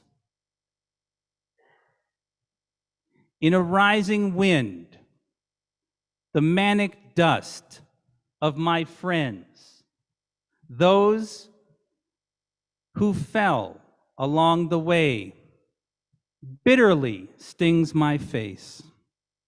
Yet I turn exulting somewhat, with my will intact to go wherever I need to go, and every stone on the road precious to me.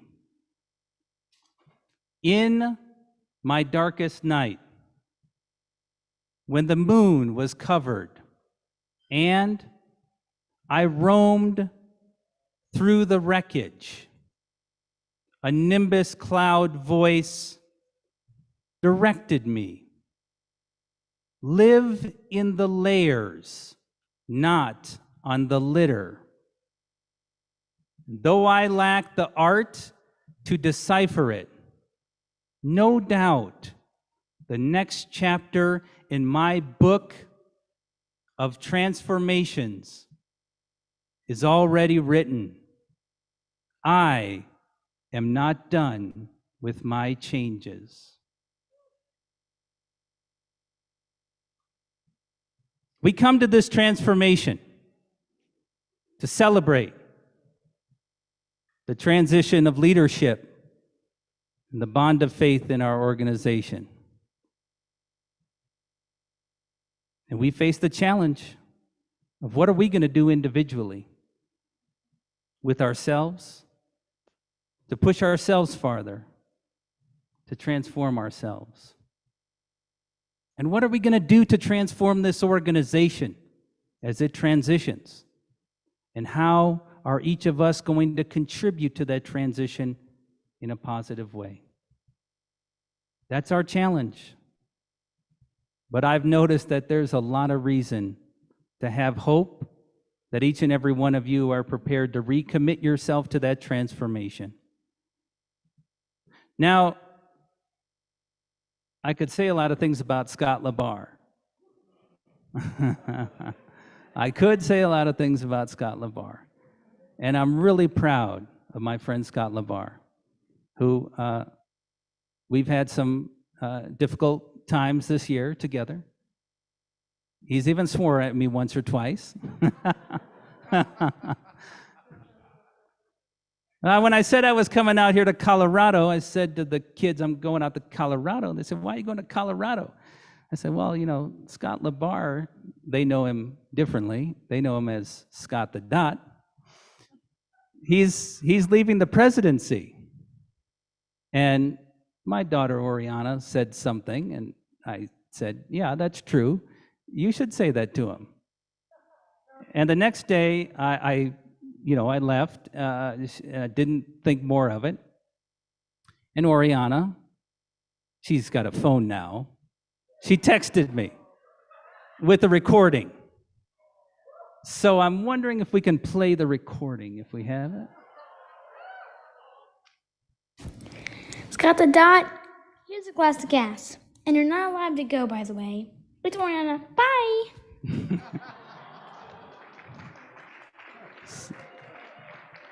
So oftentimes the Riccobono children offer Scott a glass of gas, which means something different to them than it does to Scott. I think you all know what it means to Scott. But he's been getting glasses of gas from the Riccobono children for a while. And Oriana's right, Scott, you can't go.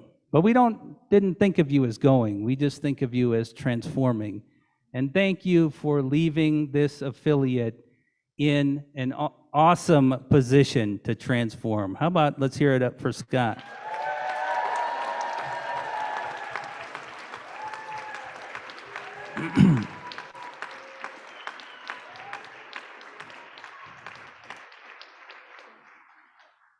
And to those who are taking up the challenge, as Scott leaves this seat,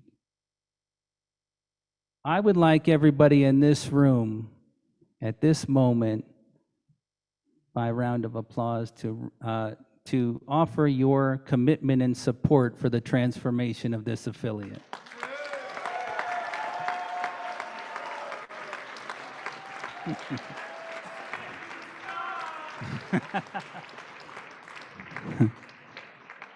Now, in closing, I recommit to you my energy, imagination, heart to continuing the road of transformation that we're on.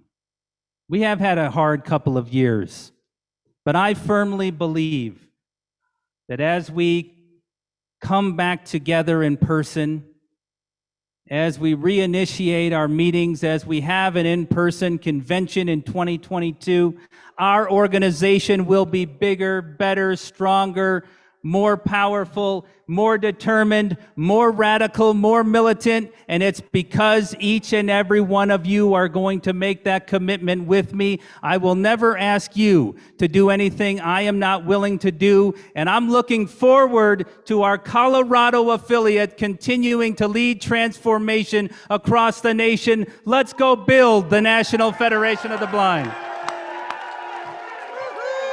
Thank you, brother. Thank you, sir. Live the life you want. Live the life you want. Live the life you want. Where's our band? Yeah. 3, 4, 5, 6, 7, 8. Ooh, yeah. Come on, Jane. Ha! Come on. Let's do this, baby. Ladies and gentlemen, that was the president of the National Federation of the Blind, Mark Riccobono. Come on. Transform. Wow. So you're blind, you'll be fine. Good news, well, live. We know the truth.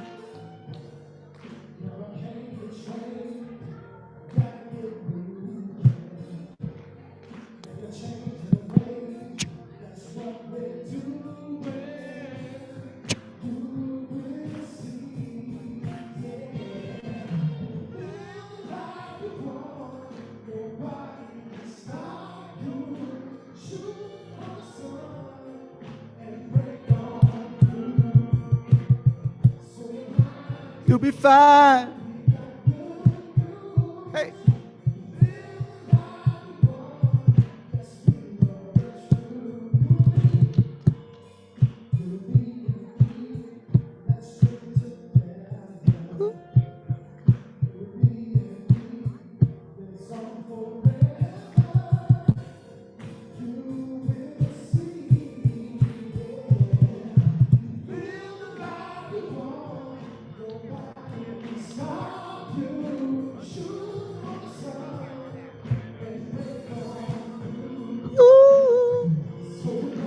You'll be fine.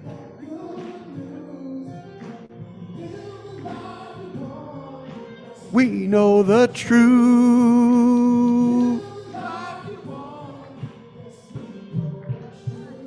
Give it up for the band. Give it up for the band. Whew.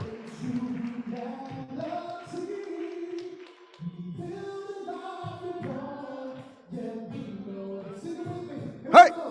Live the life you want. Nobody can stop you. Shoot for sun and break on through. What? You'll be fine. Good news. Live the life you want, 'cause we know the truth.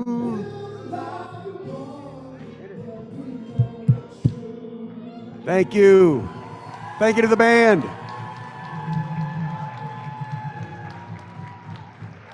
Mr. James Brown and the whole cane tips. We got those cane tips. Yeah. Wow. Well, first of all, we've got a lot of other business to accomplish tonight, and you're going to have a great time staying around for all the festivities. But I have to say, as a brother and a colleague and a friend, what inspiring words I always hear from President Riccobono. The spirit, the humanity, the kindness, and the love always shines through when Mark speaks. He's our president, and I'm so glad we elected him in 2014. Thank you, President Riccobono, for the words about transformation, and let's go build the National Federation of the Blind. Yeah. Wow. Door That prize. was something. We're going to do a door prize real quick, and then I want to introduce our president for a very special award. But I'm glad the door prize committee is ready to roll. Let's do it. Thank you. We have one here. Thank you so much, President Riccobono. But this one is in honor of Scott the Dot. We have got an Orbit Writer. Ooh. Yes. Ooh. Who gets that? Joel Zimba. Joel Zimba. He'd probably be in the Zoomosphere. Yeah, baby. He stepped out. We were gonna give the human wear guy an Orbit, but I guess. All right. So he's not in the room, right? I guess no. Okay. So We'll draw again. next name we have Cody Bear. Hey.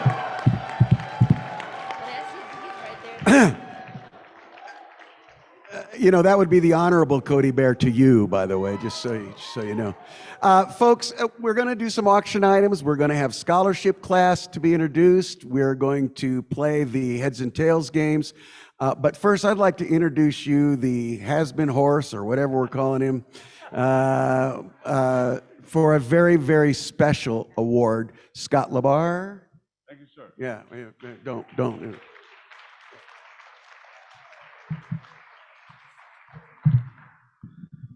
Well, first of all, President Riccobono, awesome job. That was a great speech.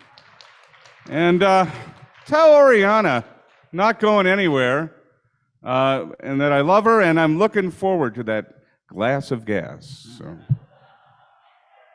So I have the distinct high honor and privilege of presenting the Raymond W. Mcgeorge Award. Now, Ray helped found this organization in 1955, and we lost him in 2010. So it strikes me that a lot of you didn't know Ray, and so I now want to introduce, before I present the actual award, to the people in the room that are going to win it, whoever they might be. I want to give you Diane Mcgeorge to tell us a little bit about Ray and why this award really is the highest honor that this affiliate can bestow upon any person, persons, couple, maybe. Anyway, here's Diane Mcgeorge. Oh, yeah. Here we go, Diane, right in front of you. There you go, you got it. Yeah, everybody has to lower the mic for me. You know, I brought lots of Kleenex. I knew I'd have to. Well, let me just say briefly, he became a member of the National Federation of the Blind of Colorado when it organized in 1955. And there was a great lady here who knew what was going on. He knew some, but she knew more. And he started to sit down when she said, "You stand up, we need you." And Ray never forgot it. He was always needed in any way that he could serve. And I'm very proud of that.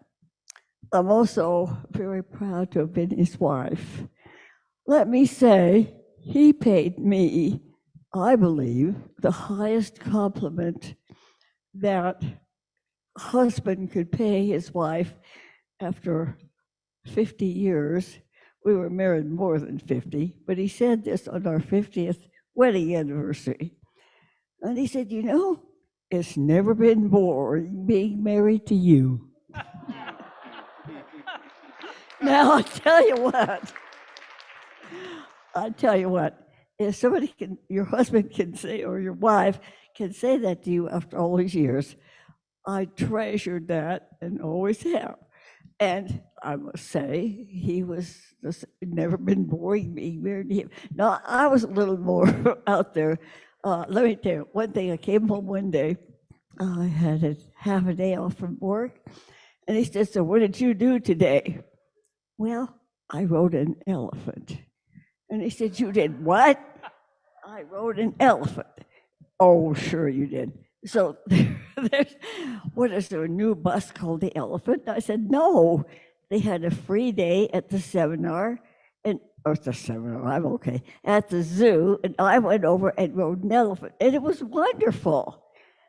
And I got you to know that I examined that elephant from his floppy ears back to his tail, and it was wonderful. Now, I tell you this for one reason: don't pass up these opportunities you get.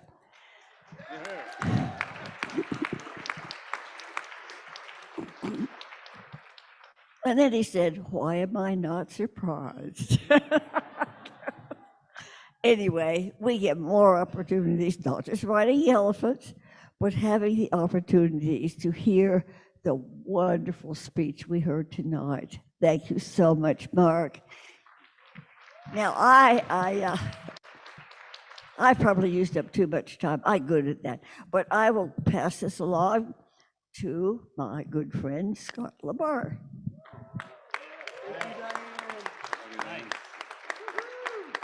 All right. So, Diane happens to know who's going to get the award tonight. And let me give you the first clue. They're in the room.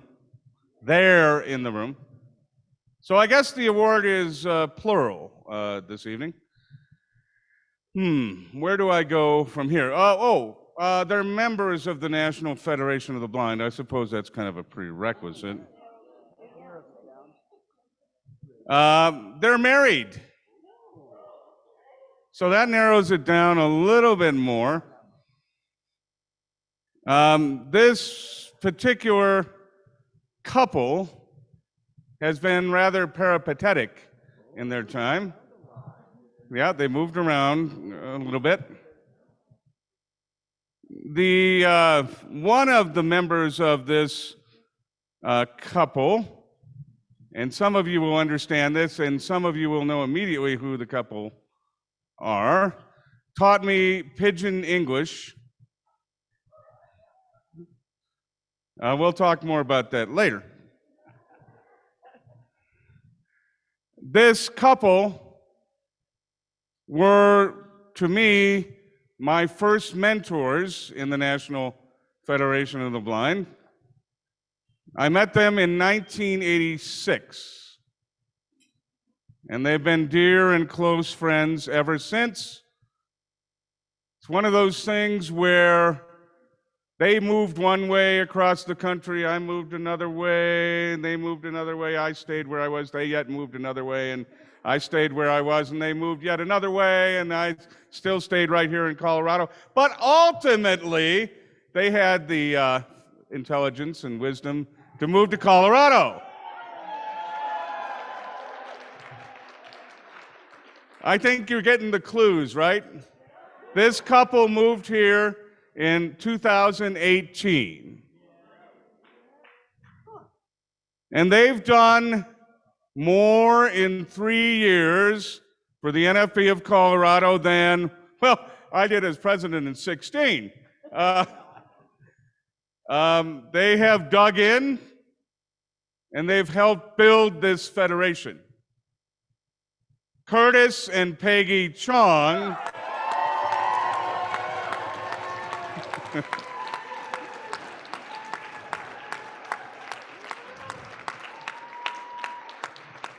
didn't come to this affiliate and demand leadership or anything else.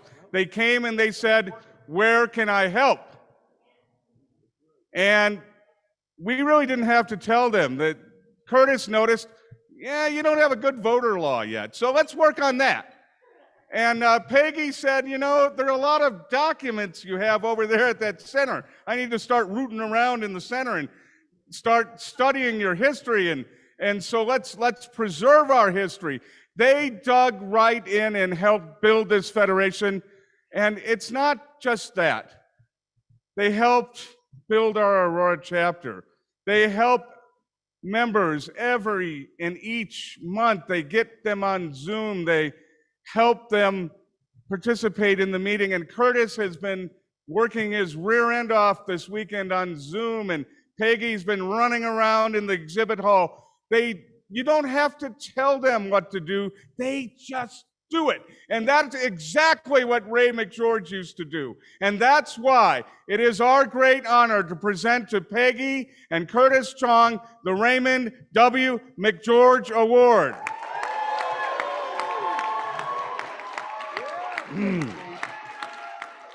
It comes with our love and appreciation, but also a very nice plaque that's inscribed in print and braille, and it says National Federation of the Blind, Colorado, the Raymond W. Mcgeorge Award, presented to Curtis and Peggy Chong. You inspire us with your passion, dedication, and commitment. Your substantial contributions over the past 5 decades have significantly advanced our movement and helped thousands of blind persons live the life they want. We respect you tremendously, but above all else, we love you. October 30, 2021. Curtis, Peggy, here is the award.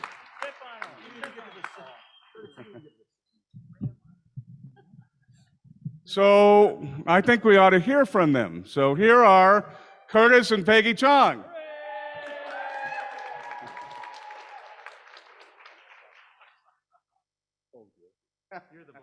He says I have to go first. Hey, brah, whop your jaws. If anybody needs that explained later on, I might explain it. Don't make like that. That's right. That's right, bro. You know, it's been an honor to know Ray Mcgeorge. The first time I met Ray Mcgeorge, he tried to sell me wine and cheese tasting tickets to the CEIP committee that happened the day before. And I bought them. But I got smart, and every year Ray would try to sell me the CEIP tickets. And I'd say, well, I buy yours if you buy mine. And so I would sell him the raffle tickets from the NFB raffle for the year before.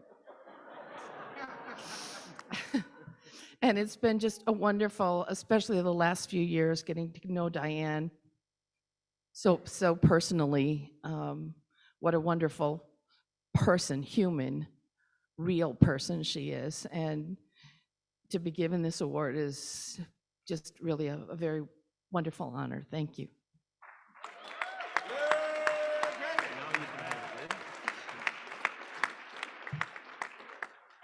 I'm trying to figure out how Scott knew. He said 5 decades. How did he know when I joined the Federation? Maybe I told him a long time ago. I was this rank amateur, 15 years old when I joined the National Federation of the Blind. And I joined for the very wrong reasons. I grew up in the state of Hawaii. That's where the pidgin English comes from. Whop your jaws if you want to insult somebody, is what you tell them. Or, you know, what did one termite say to the other? Hey, we go eat your house. This is pidgin English, right? I did it wrong, but, you know, you got the idea. We go eat your house. So yes, I've been a Federation member in Hawaii, Minnesota. Everybody thought I was nuts. Iowa, well, Minnesota, then Maryland, then Iowa, then New Mexico, and now here. And everybody thinks, so Peggy and I have been married for 45 years. We ran off to Sioux Falls, South Dakota, and eloped. And the day we came back to Minnesota, I had to go to a NFB Minnesota board meeting because I was the state secretary. And I had to say, hi, I'm married. And there was this stunned silence in the room because I wasn't married the weekend before.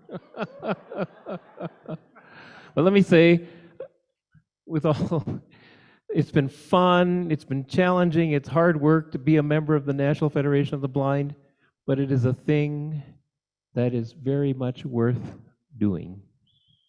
One of the things people used to say to me was, you're so amazing. And I would say, I'm tired of being amazing. I want to be ordinary. I want to be a regular next door neighbor who doesn't do anything especially, commendable. Unfortunately, I don't think we can say that, Peggy and I, because here we are with this plaque. And also the Federation is in our blood. I mean, everywhere we go, we join at the chapter. I remember we went to the one in Aurora on the Saturday, and Wayne Marshall says, well, you want to join up? And I said, you can pay your dues next month. And I said, here's $10. We're in right here. So we're going to keep doing what we do, and we're going to do it whether we have a title or not. I'm just saying. And we're going to do it. I suppose you might think of this as a very selfish reason, but I do not want to be thought of as a blind person who is exceptionally amazing or crazy or whatever. I just want to be a regular human being. And that's what the National Federation of the Blind says we are. Yes, it inspires us to do more. As Dr. Jernigan used to say, you always want to be part of something bigger because it gives you a sense of belonging and it also gives you a reason for doing things. That's very true of the National Federation of the Blind. But I think that the goal is to get it so that all of us in this room, when people look at us, we don't want the first thing they see to be, oh, they're blind. I want them to see the fact that we're blind sometime or other, but not the very first thing. You know, we had this thing, I can say this because I am Chinese, right? Asian, whatever you want to call it. And so they've been worried in the news about all these Asian Americans being attacked, right?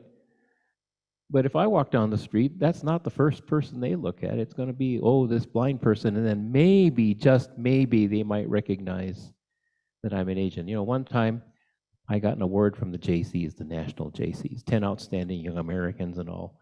And they asked me, how will you know when the blind are equal? And I said, you'll know when the mugger feels no guilt about robbing a blind person. So thank you, Scott, and the rest of you folks, fellow Federationists here in Colorado. We are honored, humbled to receive this, but we're going to keep doing what we've always done. Work hard. Do what's needed to be done. Thank you.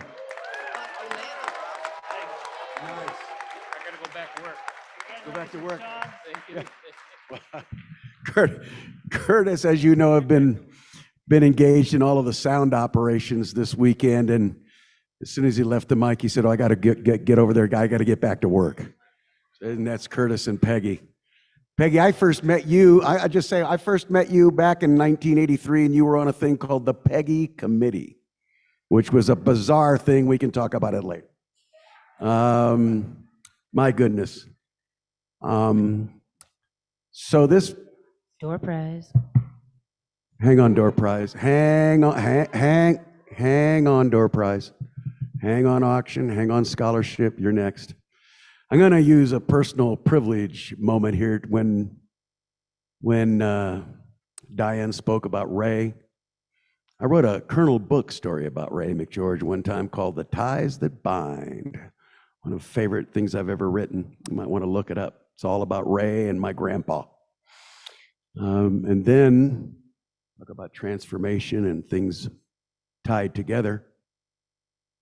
I couldn't help but sit there and remember in 2013 when Bridget and I won the Ray and Diane Mcgeorge Award. And so, you know, how do you thank y'all for the love you give to all of us. I appreciate that. Thank you. Okay.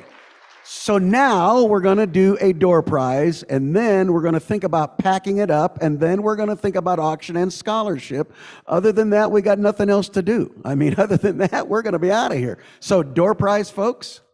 All right. So for that wonderful presentation, we actually have a blanket made by Miss Peggy Chong. It fits up to a king-size bed. It's white, brown, blue, and pink. And it is gorgeous. I wish it was staying with me. But it is going to Diane Mcgeorge.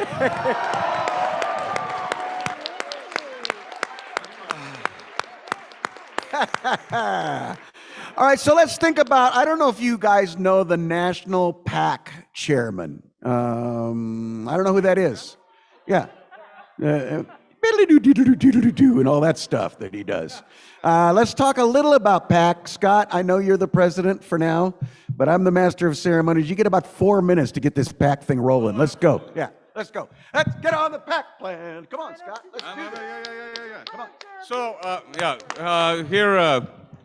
So here's the deal. The pre-authorized contribution plan is our single largest fundraisers for our members to give to our movement.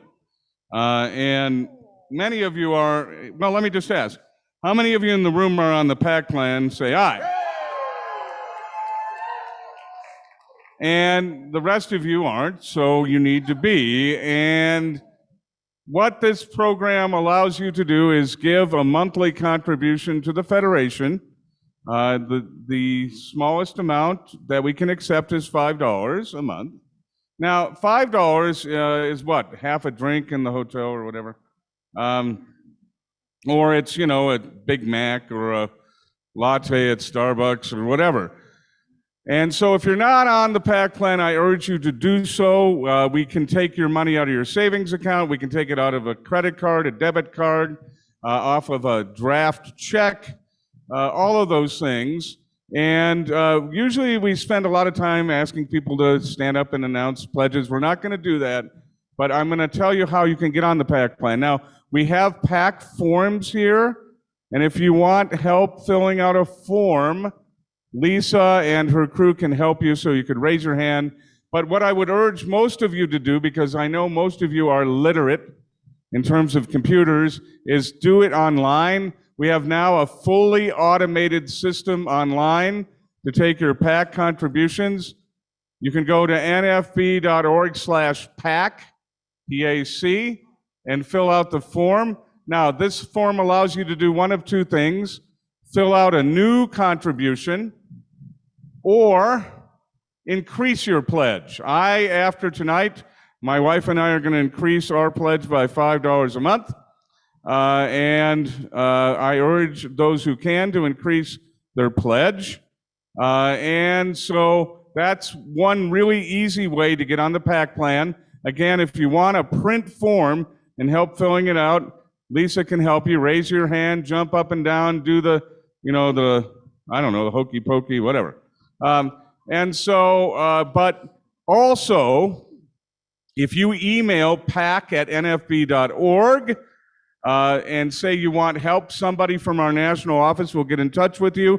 The same thing is if you call 877-NFB2-PAC, we can help you out. Just leave a voicemail, and one of our friendly fiscal services members will call you.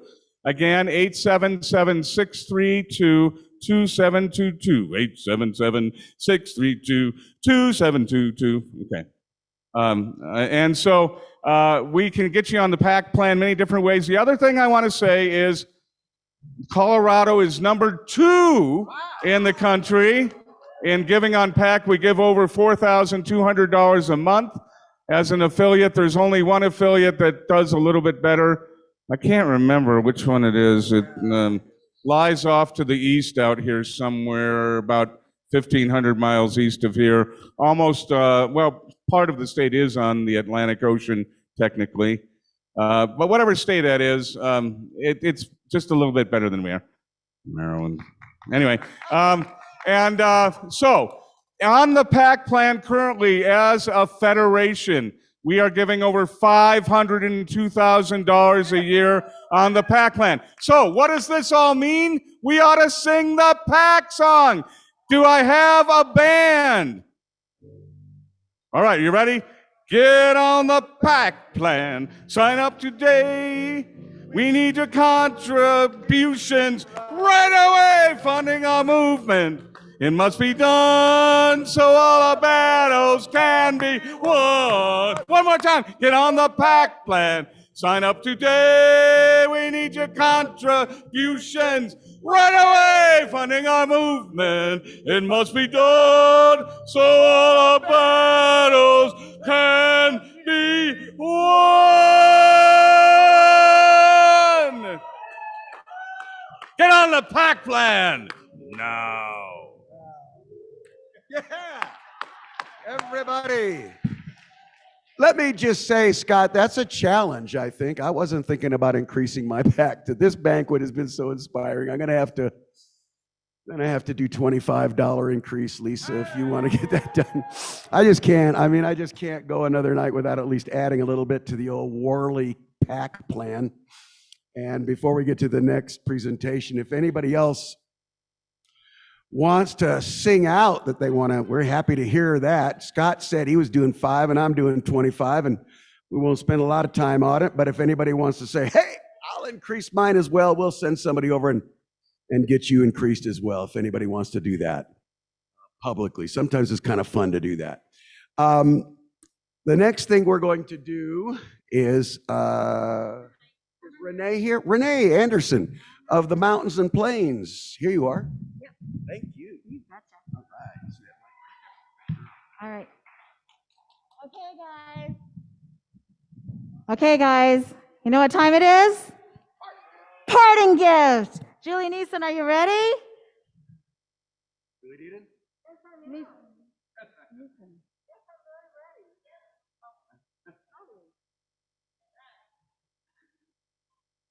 That it? Yeah. Oh, okay. All right. Could I have Scott Labarre here, please? One more parting gift. Thank you, I guess. As the director of the Colorado Center for the Blind, I have the privilege of presenting all of our graduates with their Freedom Bell. Our Freedom Bell stands for freedom for all of us as blind people. As one blind person moves forward, we all move forward as blind people. We all work together. We all move forward. Scott has been our president of the National Federation of the Blind of Colorado for 16 years. On top of that, Scott has definitely completed a lot of monster routes in his life. He has traveled all over the world to secure the Marrakesh Treaty for us, the Marrakesh Treaty for us, to make sure that we have full access to books all over the world. Really, on top of that, Scott is a leader for all of us, and he will continue to be a leader for all of us, whether he is the president of the National Federation of the Blind of Colorado or working as legal counsel for the National Federation of the Blind, or I am proud to say, our newly elected chair for the Colorado Center for the Blind. I am so proud and honored to present Scott Labarre with his Bell of Freedom. On his Bell of Freedom, it says, and he has no problem doing this, take charge with confidence and self-reliance, Colorado Center for the Blind, 2021. And I love you so much, Scott, and we all love you. Here is your Bell of Freedom. Thank you. I love you too, Julie. I only have one thing to say.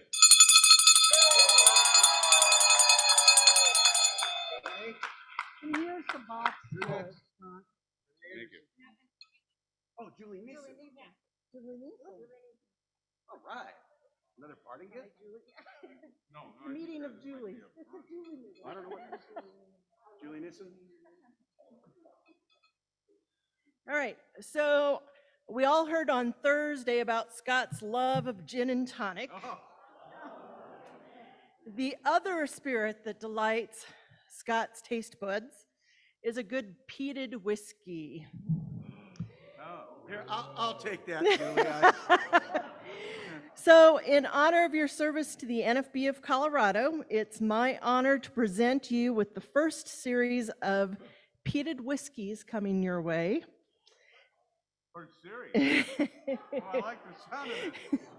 So as we celebrate this first, we're celebrating your service to the Colorado affiliate.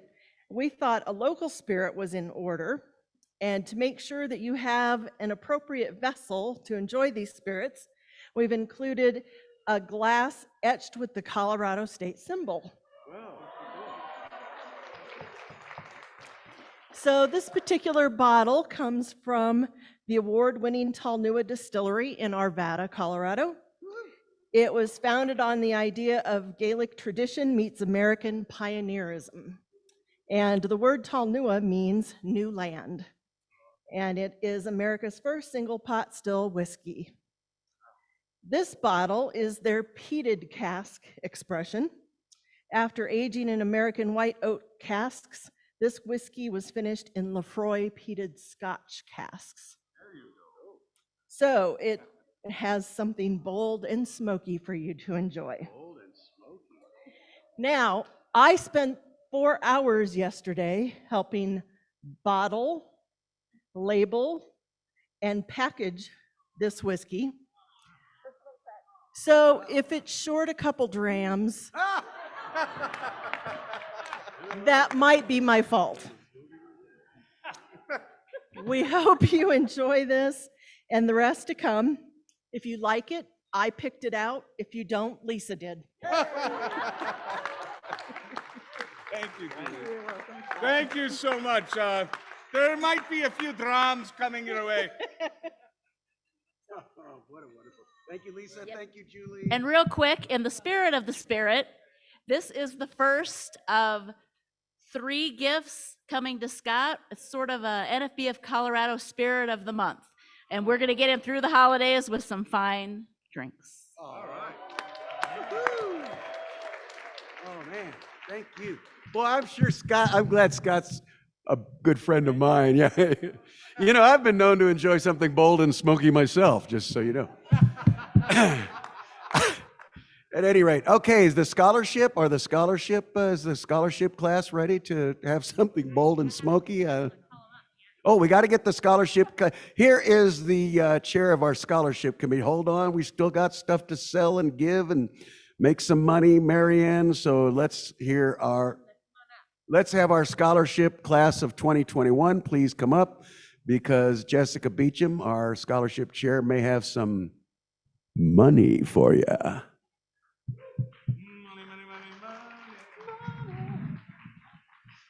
All right. Right up here, you guys. Scholarship. Yep. Right this way. We're still gonna. You can go left or right, either one. Yep. Hang on, you guys. We're gonna have the big auction shortly. Big off. She's got a bunch of items. Come on now. There, you can go to your right. You're closer that way. You did. Thank you.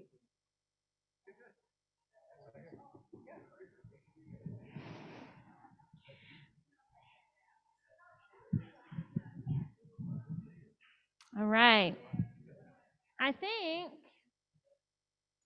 that they keep coming this way. All right. So we have all of our fine 2021 scholarship winners here. And tonight, I'll present our first scholarship in the amount of $2,500 to Mr. Gabriel Gates.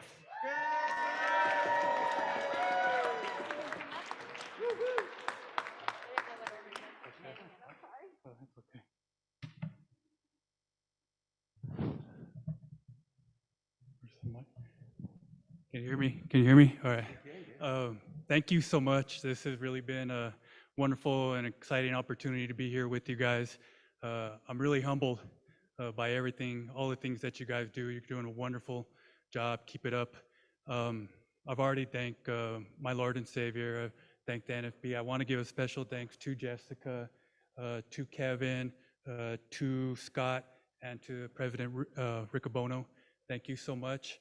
I also need to give a big thank you to my wife, who's here with me tonight. Her name's Gina. Thank you so much for all your love and your support. We've mentioned a couple times here how much family has been here to help us do the things that we need to do, things that we get done, and she's always there behind the scenes, helping me get me to where I need to be so I can be successful. So thank you so much. I love you. I do want to say one thing, President Mr. Riccobono.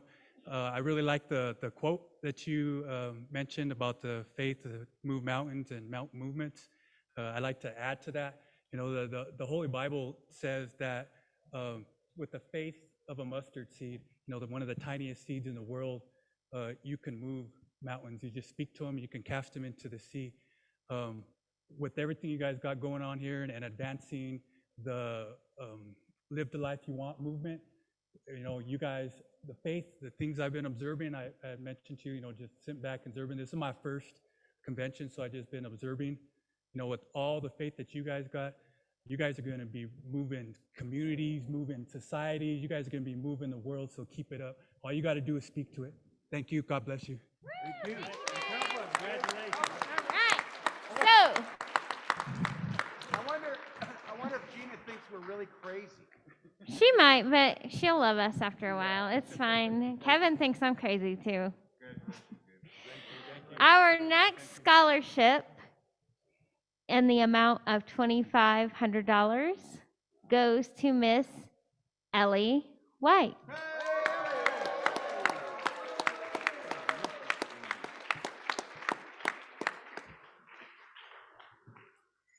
Okay, I just want to start by saying thank you so much, Jessica and Scott and President Riccobono. I'm speechless. This is, you know, my second family. I can say I am a proud part of the National Federation now, and I just want to say thank you guys so much for helping me make this smooth transition and transformation, and I can say I'm officially a proud blind individual. Thank you. Thank you, Ellie. All right. Thank you so much. And our final scholarship in the amount of $2,500 goes to Miss Dea Villacazares.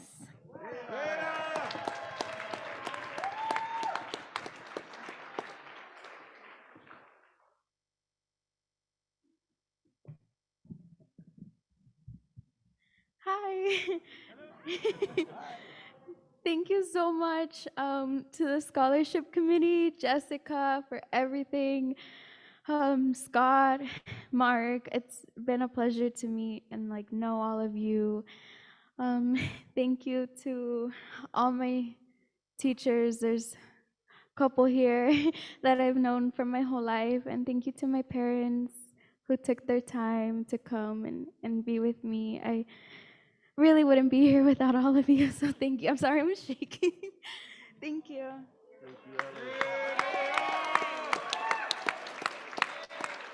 All right, can we get one more giant round of applause for our 2021 scholarship class?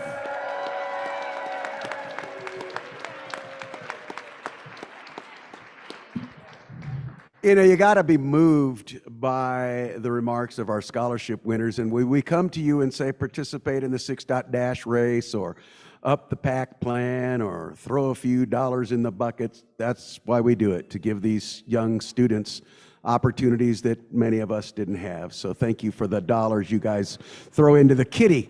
We appreciate that. These are some dynamic young students. Now, we're going to do a door prize. I don't know if Marianne wants to do auction items or not. No, she probably doesn't want to. She also is going to, I think you're going to manage our heads and tails game, right? Okay, you guys are going to do that. Let's do a door prize, and then I'm going to turn this mic over to Marianne Mayurielli. All right. So Pigeon, that's pigeon English. That's pigeon Italian. Yeah, it's a cop-out. Yeah, I got it. All right, so door prize. yes, up next we have a large box of storage organizing accoutrement, and that is going to go to, hold on, let's see here. Shane Clark. Shane Clark. Where are you, Shane? Is Shane in the room? He's here. All right, Okay. Shane. Lisa or Kevin, if you could come, that'd be got it? awesome. And can I do one more, Kevin? We got a lot. I'm gonna do it anyway. All right, up next we have some trail mix and some fabulous Mary Kay peppermint foot cream with socks. And that is gonna go to, I need some socks. Amira Bridget- Lucas. Yeah. Oh, Mary Lucas. Awesome. I need some socks. Bridget's no longer around to make sure I have socks. Okay. I guess I should have brought you some stuff. Yeah, I'd appreciate that. All right, let's do some more auction. Here's Marianne. Marianne M. All right, ladies and gentlemen, I was told to say quickly, if you have not purchased a heads or tails ticket and you still need one, I'm asking you quietly to stand up so that somebody can cruise around and get you one. I do not want to hear later on that somebody didn't get to have fun. No, sorry. We're stopping the dogs from dinner. Let us do package number 9. Where are my Denver people? Denver chapter people have donated an amazing package, and I don't mind telling you it took like lots of hands to carry this thing. Their auction package is a self-care. I called it Get Your Chill On, because that's what it seemed like to me. $100 in handmade soap, chocolates, wine, 2 bottles of wine, candles, stemless wine glasses so you don't, drop it after a while, that kind of thing. According to what I'm reading here in Braille, it's, because Braille's beautiful. This package is a $295 package. Gary, it's number 9. Let's get started at 100. Says who? Jordan. 100 going once. Neatfelt 110. We're going to move these quick. I got a lot of stack in my hands.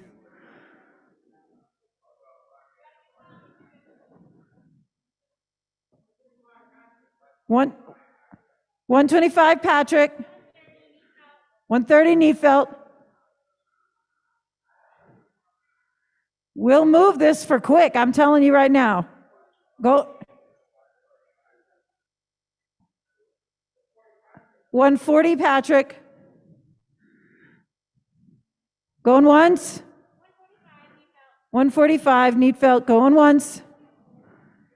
150. Let's go to where we're going. 150 once. Twice. Sold. And I'm going to ask everybody who bids from now until the end to please come up to Gary Van Dorn to pay and take your items so that he does not have to run all over the room tonight. That will make us...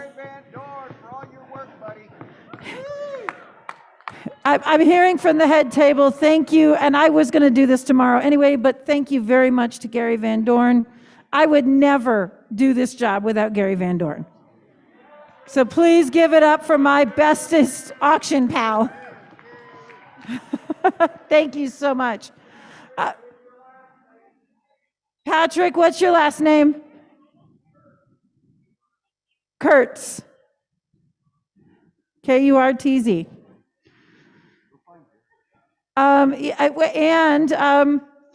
Can I get Julie or Ann Cunningham or somebody who's willing to make a run around the room with the amazing sweet spot for your secrets treasure chest, handmade by Zach Parks. I know there are people who want to get their hands on this to bid on it.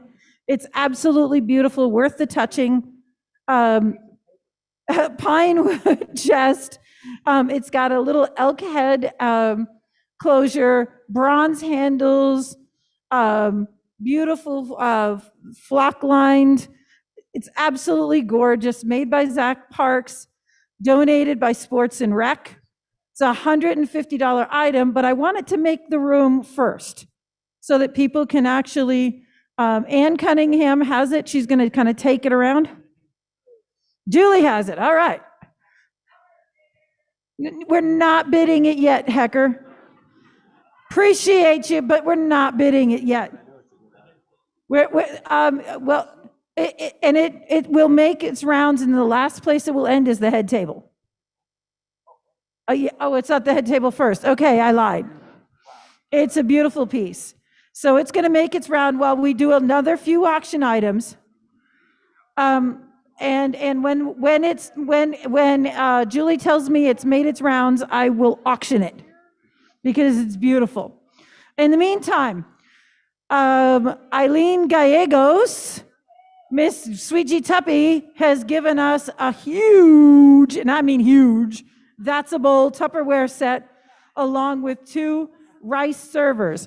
And for those of you who don't know what rice servers are, because I didn't either, they are extra dishes with lids that your spoon sits in. This is fabulous for your Thanksgiving. Will keep your food extra hot for a long time. It is a $100 value right now because Tupperware is on sale. So please, let's move this. Let's start it out at 40. Baldwin, 50. Baldwin, oh yay, we got Zoom people. Sorry, I just got very excited. Tupperware, big, huge bowl set for those who are wanting to cook a whole lot or store a whole lot. Stephanie Baldwin, 55. Trila says 60. Baldwin, 70. All right, we got Baldwin, 70. Stephanie Baldwin, 75. No comments, but it happened to me once too. 75 says Stephanie Baldwin. We're enjoying you, Stephanie, so well. 75 once, twice. We're selling it. Stephanie, I need you to get in contact with one of your friends here in the room to please take this home. We can do that. Stephanie, can Pippi take your box home for your big Tupperware home for you? We're afraid she might actually take it for herself. This is exactly why we ask. We will be in touch to collect your money and make sure you get that. Thank you, guys. Thank you. Thank you. All right, this is one of the big ones, and I'm going to ask Mr. Kevin Worley to come up here for just a moment and explain this a little bit. Sweet dreams and sweet things in Colorado Springs. Amazing things. This is a $1,000 item. It's the big one, y'all. And I want this explained well by the man who put this package together because this is fabulous. Okay, y'all, this is a downtown Colorado Springs package, a weekend for 2. You have 2 nights at the Mining Exchange, a Wyndham Grand Hotel. Mining Exchange was built in 1901, refurbished recently and updated. It's a 4-star hotel. The Mining Exchange is where the miners would come down the mountain and put their gold and silver. It was essentially a bank building.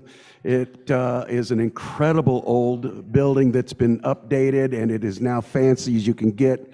Beautiful plush, a 10-foot grand piano in the lobby. It's really a 4-star. 2 nights at that facility. Right next door, you have Springs Orleans, which is a saloon with a New Orleans feel to it. Great beignets, anything. Get ready for next year's national convention. The next night you have dinner for two at the Famous Steakhouse, which is a top quality. They compare with any steakhouse in the country. They are Fleming's or, you know, all those top steakhouses. You also have day spa for two, massage, etc. You have a walking tour of Colorado Springs.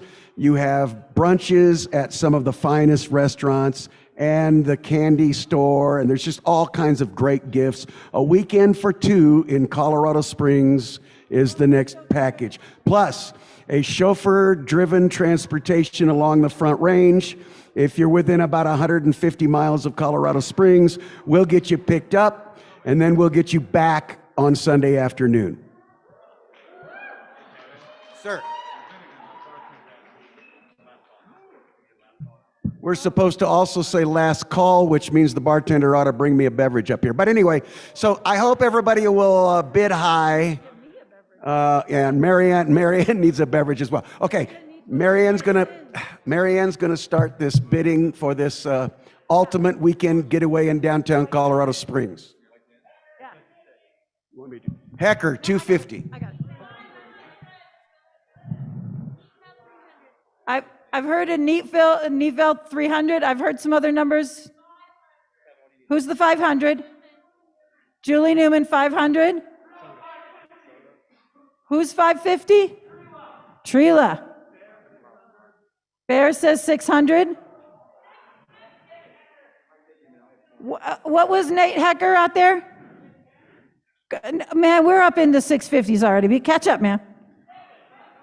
650. Who? Hecker says 7? Sweet, thank you. 750. Labarre, 800. Cody, what do you say? Good man.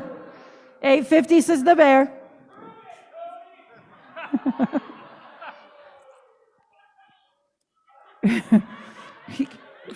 Take me, I want to go on this trip so bad. 850, going once. 1,000. Who's the 1,000? Jesse Lorenz. Jesse Lorenz, nice to have you, lady. Oh, I'm a native Coloradan. I would love to have this package. Okay, 1,000. 1,100, Jody Whithouse. 1150. 1150 says Jesse. 1175 says Whithouse. I was going to bid on this, but now y'all are, places I can't even think about going. 1175 going once. Twice. Jody's going to the Springs, yo.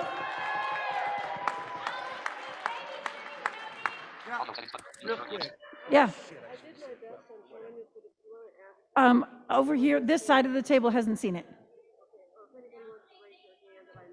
Okay, but this side of the head table has not seen it yet either.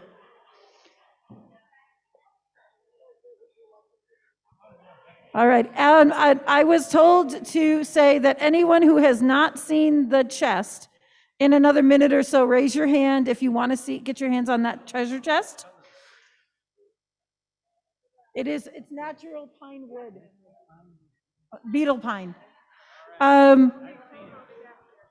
There's Julie will be coming back there momentarily with the big box because it's absolutely gorgeous. It is natural beetle pine. No, it's not, but it's native here in Colorado.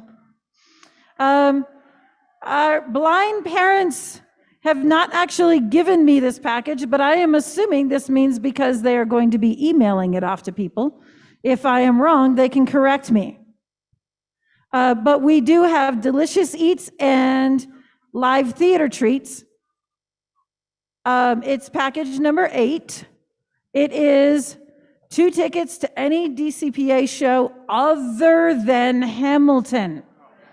You can't do this for Hamilton tickets. Anybody who knows about Hamilton knows you're not going to get 2 tickets for $100. Plus a $50 ticket, a $50 gift card to Sam's number 3. So you've got a great show and brunch or whatever, $150 package. Let's start it at 75. Baldwin 80. Baldwin says 85 Hecker. 100 says Bear. Going once. 10, dude, bigger numbers, man, bigger numbers. 105 Hecker. 125 Bear. 125 going once. 130 Trila. 140 Bear. 140 once. Twice. Sold it.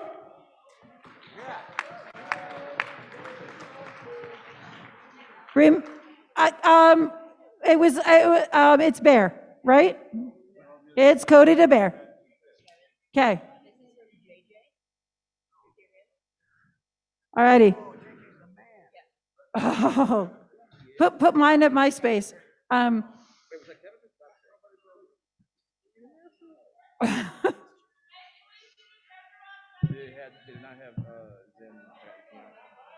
Oh no, dude, I can't drink Pinot. No. Somebody else up here is glad to take a glass of Pinot, I'll bet you.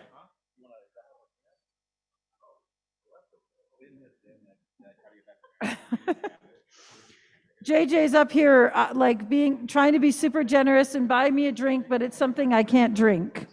It's very sad. Anyway, who wants to, since that treasure chest is still going around, let us do one that I was told I absolutely must do tonight. It is Mcgeorge Amazing Fudge. Okay, now let me make this clear. And this needs to be to somebody in the Denver area. And it is not here in the room tonight. Diane is here. And she has said that whomever wins this fudge, she will get it to you herself. It's starting out at 100, says Jordan, I believe, correct? 100. All right. It's starting at 100. This is priceless. 125 to Bear. 150 Janine. Sorry, there's 150 says Trila. 190 says Jordan. 200 Janine. 250 Trila. She's very excited about this fudge. I want her to get fudge. She's a friend of mine. She might share. 250 going once. 300. Well, Jordan's a friend too, so I'm still doing good. Bidding wars. 350 says Trila.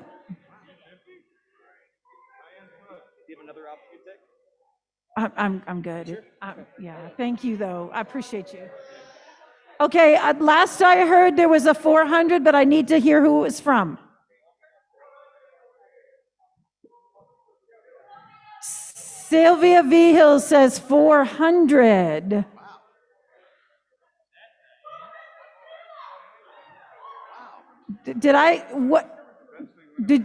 Did you say 5 or 4?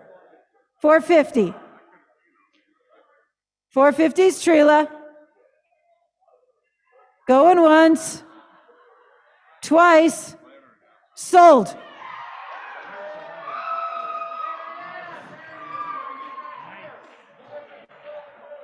It was sold to Xiao Trila. It's number 4. Number 4, it's sold to Xiao Trila. Has the chest made it around to everybody who needed to see it?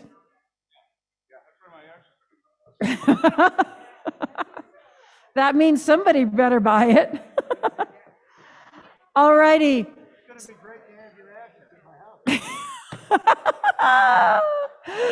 Oh, I wish you guys could all hear the things I hear up here. But now that you've all, I'm sorry, it gets even better. Oh my God, someday I'm gonna bring a recorder if I do this again. I'm not supposed to, but man, this is fun. This treasure chest, it says it's $150 value. I'm starting it out at 80. 100, it says Hecker. Yep. 150 Martin. 150 who? Martin? Yes. 165 Deshaun. 175 Martin. 180 Oh, what? Who's the 180? Deshaun. Sean is 180. I heard a 200 in the back here, but I need to hear who it is. Nate Hecker says 2. 210, Riccobono. 210. 210's already been bid. That was Mason. Sorry, Mason. 210 going once. 225 Hecker. Sweet. What do you say, sir? Where are we? 225 on the treasure chest. 250. Worley says 250. 6. Okay, number 6 on the treasure chest. We're up at 250, says Worley. Going once. Twice. 260, Riccobono. We'd like to take some of that Baltimore money. We don't mind. You know, I hate to do this to you, Mr. President, but 275. 275, Worley.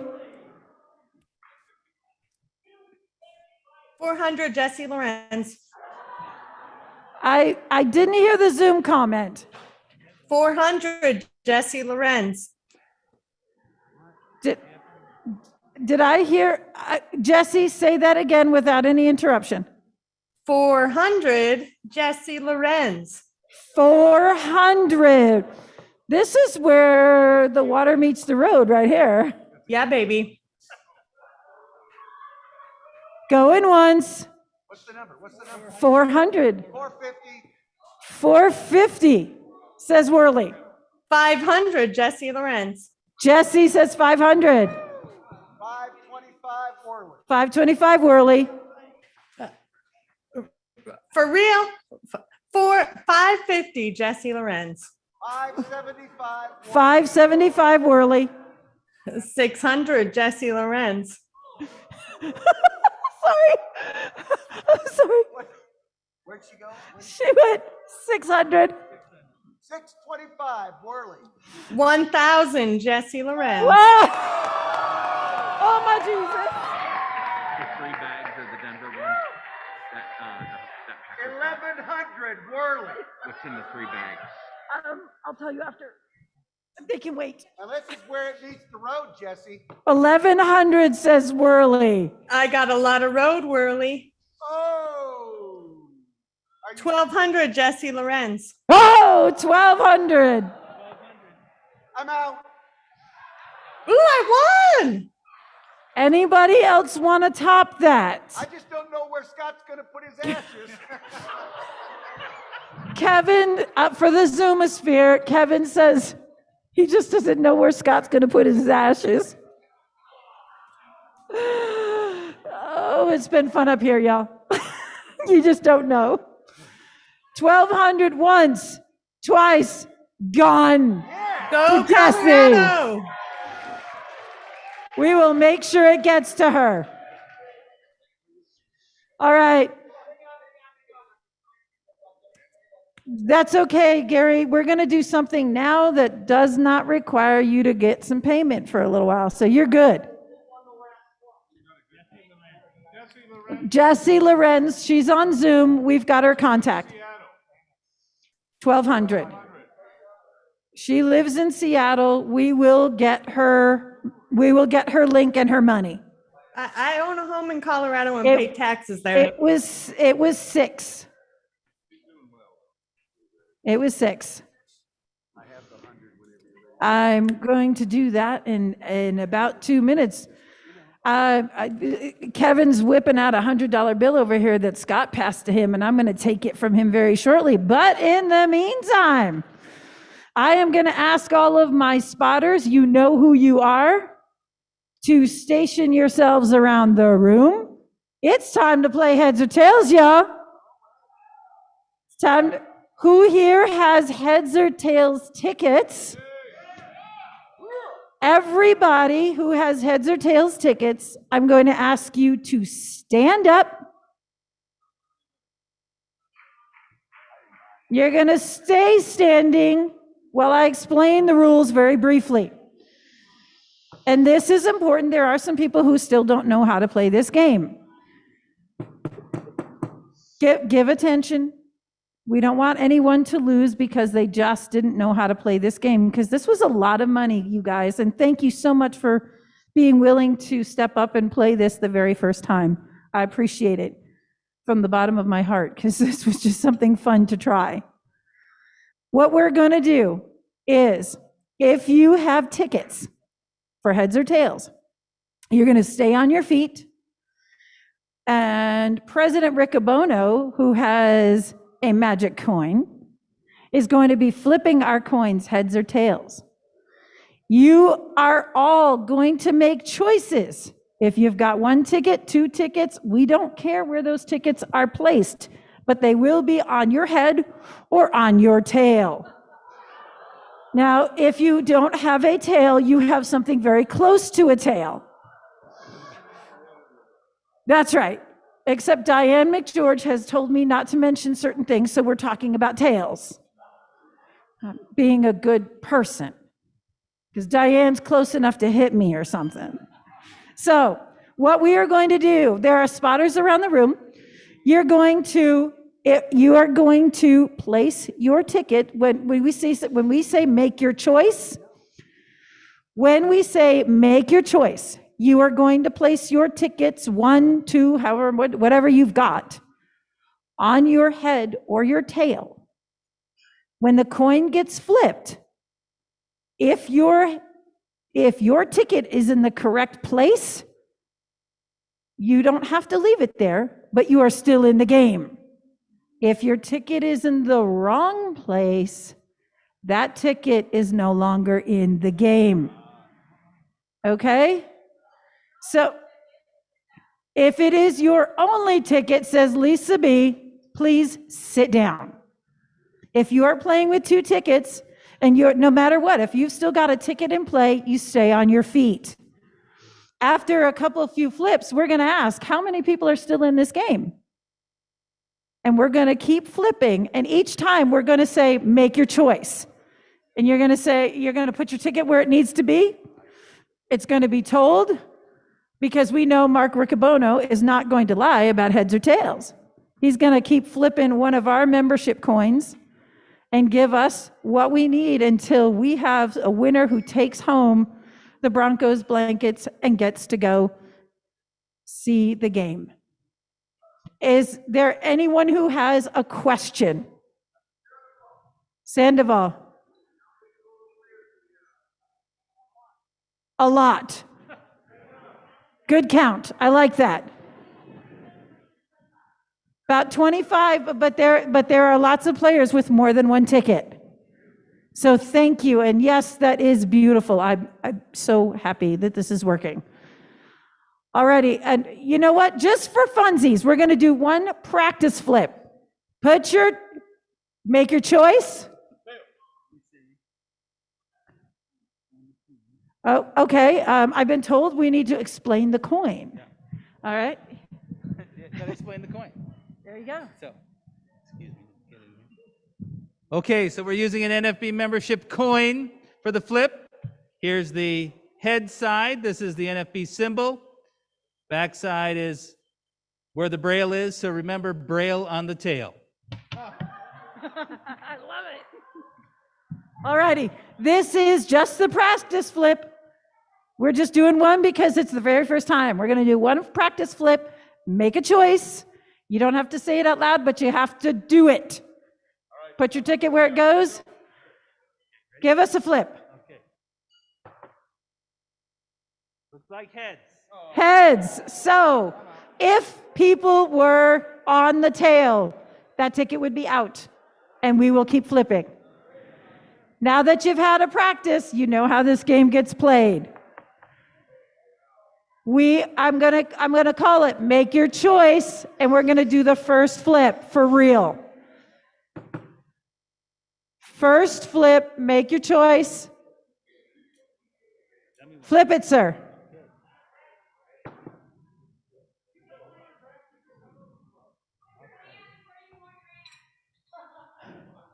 Oh my gosh, he lost the coin. Hold on. I want you guys to know I did let him know that this was his job this weekend. Tails. It's tails. Who's all in the game still? Say aye. All right. Make your second choice. I'll try to do better this time. He says he's going to try to do better this time. Flip it, sir. At least it landed on the table. Tails. Tails again. Scott Labarre is out of the game. Who's all still in the game? Say aye. All righty. Make your choices, guys. There's about 6 left. Make your choices. Put your hands where they can be seen. Flip it, sir.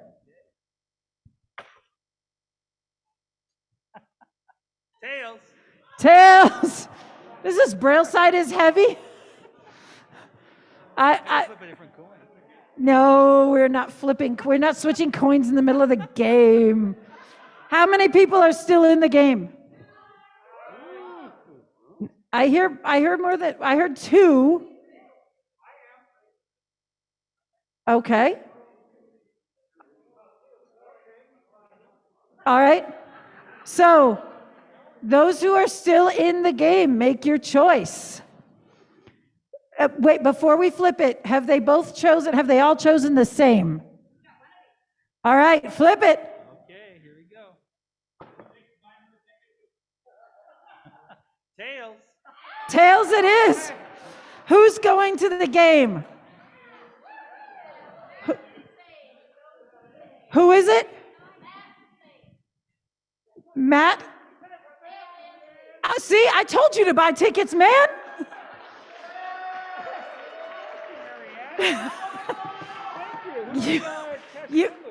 You will go see Gary Van Dorn. He will give you the blanket. And Lisa Bonderson will get the tickets to you, so you'll get in touch with her. He came up just to say thank you. He wasn't sure how to play the game. I said, just buy tickets, you'll learn. And he bought 2. So thank you very much. And now that our spotters are in place, I just want to say thank you very much to all our spotters.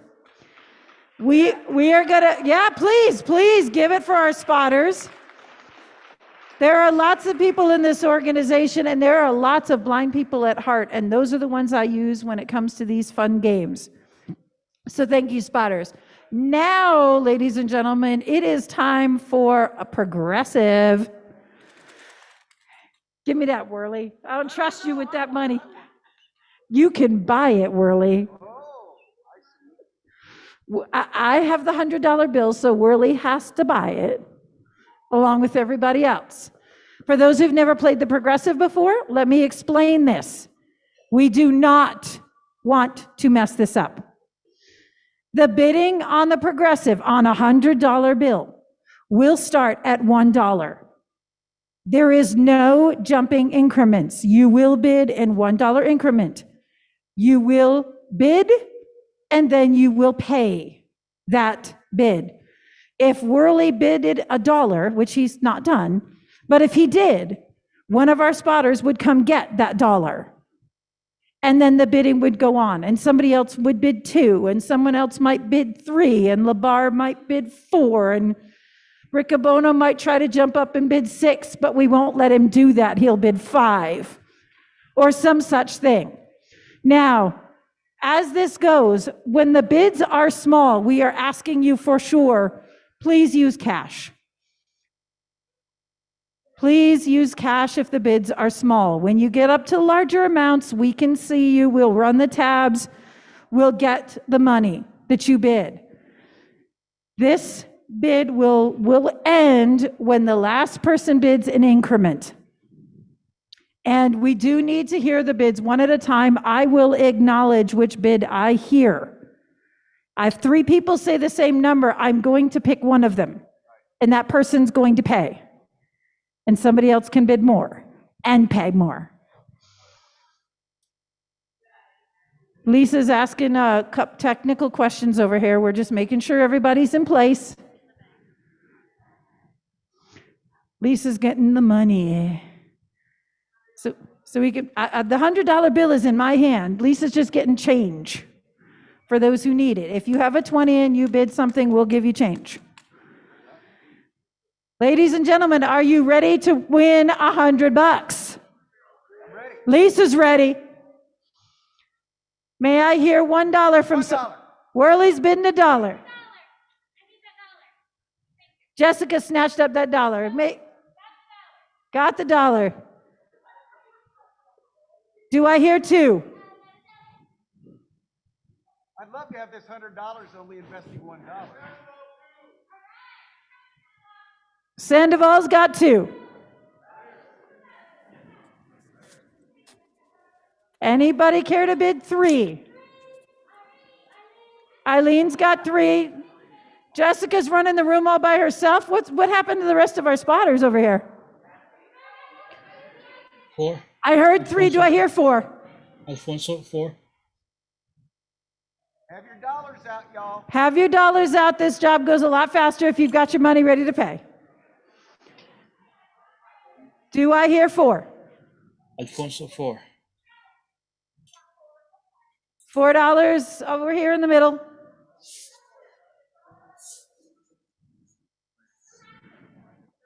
Who bid the 4? If you bid it, be honest about it, because you might be the one who wins it. Who was it who said 4?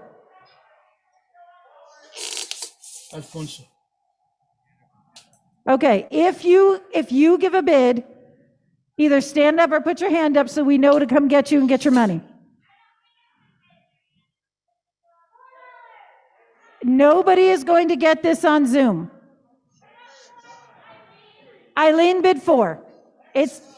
Hecker's got 5. Sandoval's got 6. Do I hear 7 anywhere? Sandoval's bid 6. Do I hear 7? 7. 7 says Worley. 7, right here in my hand. Do I hear 8 anywhere? Lisa's. You got 3 people grabbing money out of my hand. Right? Everybody wants your money, Worley. There you go. Do I hear 8? 7, do I hear 8? Who's the 8? I'll get this for 7. This will be awesome. Wait, did I actually hear an 8 or no? Okay, 8's been bid. Do I hear 9? 9. 10 says Cody. 11 says Jamie. 11's Jamie across the room. It's a great auction. I love this. Jamie. There you go. Do I hear 12? 11 gone. Do I hear 12? Hacker's got 12. Somebody go grab his money.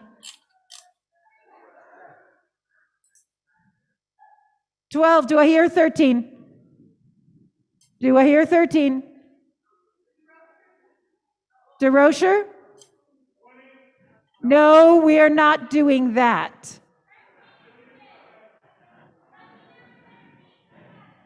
DeRocher said 13, I heard.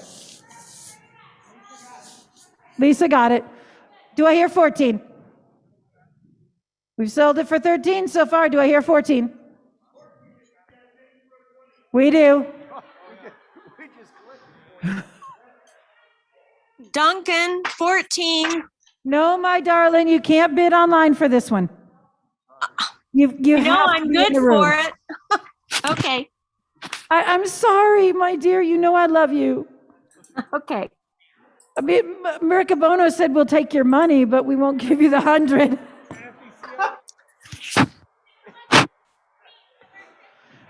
We've got 14. Do I hear 15? 14 going once. 15, Peggy Chong. 15 going once. 15 going once. Who's the 16? Hand up so we can find you. Lisa's got her. Awesome. 16 going once. All right, I heard 3 17s, lovely harmony. I didn't hear any names. 17 says Wesley. Go get Wesley's money. And then there's an 18 over on the other side. 18, hold it up so we can see it. Lisa's got it. Do I hear 19 anywhere? 19 says Hecker. 20, who's the 20? Marty Rand says 20. Love you, girl. I got 20. Do I hear 21? Got 20. Do I hear 1? 21 says Hacker. Hey. 21 says Hecker. He wants this 100. Enough to make an investment.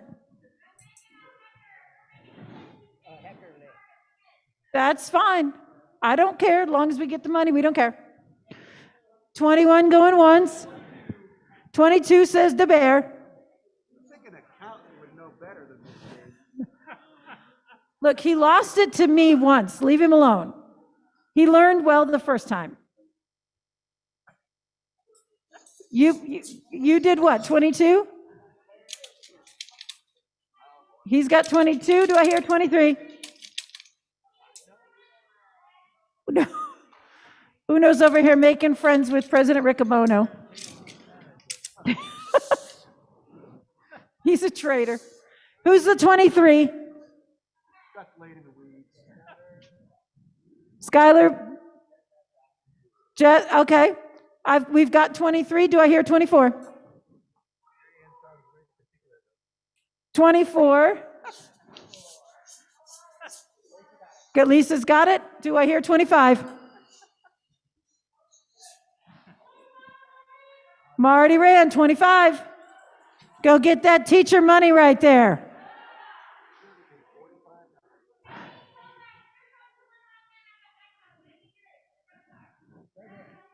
That's okay. Run it. Keep her. We'll run a tab at the end for her. She might bid more. You don't know. 25 once. Twice. 26, Cody. 26, I heard Cody. Somebody else can say 27, though. Cody's going to spend $80 to raise it. 27 way over on the side.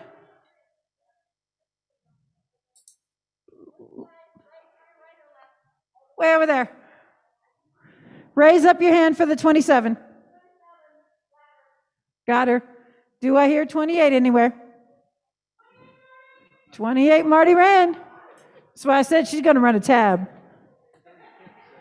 We're okay with that. It's all for the kids, she says, and she's right. She is right. Good job, Marty. 28 going once. Twice. 29. You know what? Bear, I'm going to give you a break, Bear. I heard a 29 in the back. Who was it? Aragon. Finally jumping in the race. Aragon. 29 going once.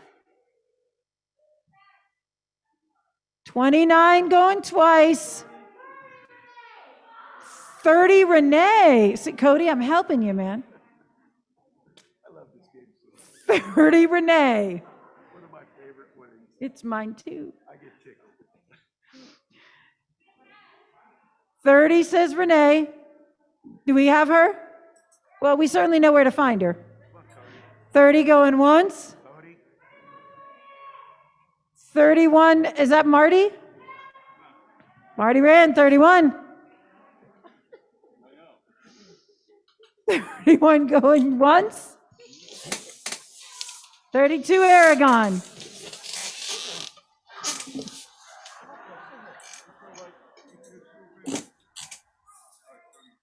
32 going once.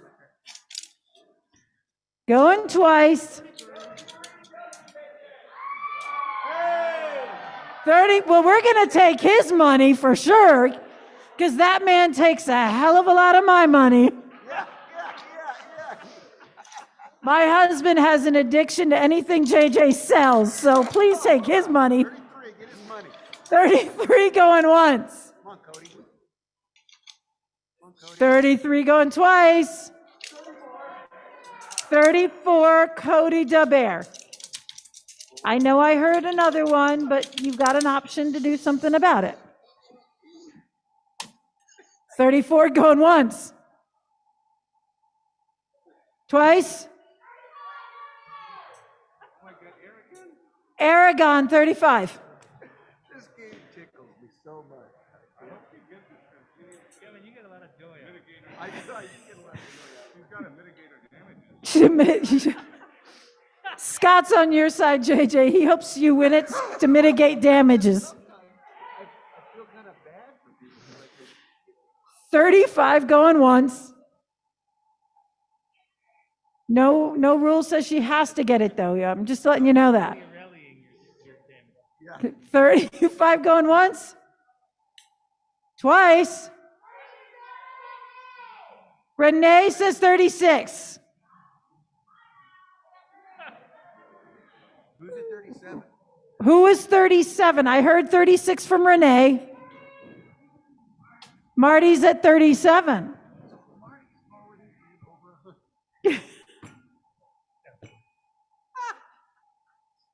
Kevin Worley's making it too hard for me to do this job. Sorry.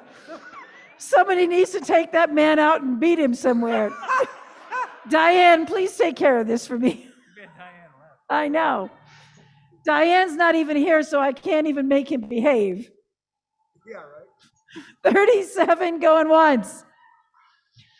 Twice. I heard a 38 way over on the far. Julie Newman. All right, we're going to honor that one. 38 going once. Twice. No. Okay, who said 39? Michelle Mitchell. 39. 40 from? Okay, we got him. James Bivey's a man. All right, James Bivey, all right. 40 going once. 40 twice.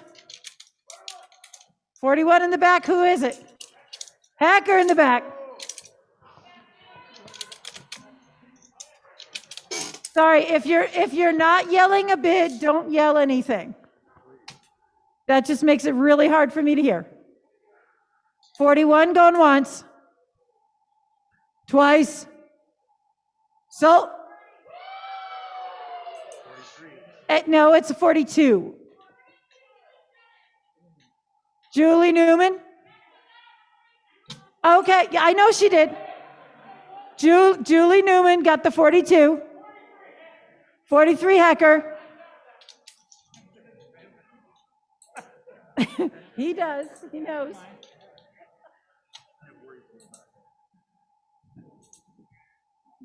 Hallelujah. For the moment. 43 going once. 43 twice. Sold it. Hecker deserves it. He probably spent more than anyone else to get it. Yes.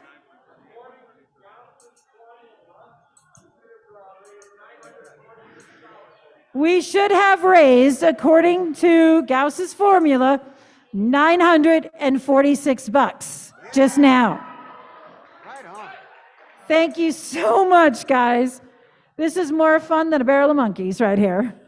I've got to do an award. And Kevin is asking me to move so that he can do something else. Yeah. And we'll be back. You'll be back with how many more items you got? I'll count. Okay, let us know. Can She's somebody got come a couple take my more money? items. We're going to do a door prize and then Colorado Springs. Colorado Springs, if you can come up and do your raffles, that would be good. We're still going to do some door prize and some more auctions items. So hang in. Colorado Springs? Oh, I just stepped on Onyx. Sorry, Onyx. Oh, well, get over it.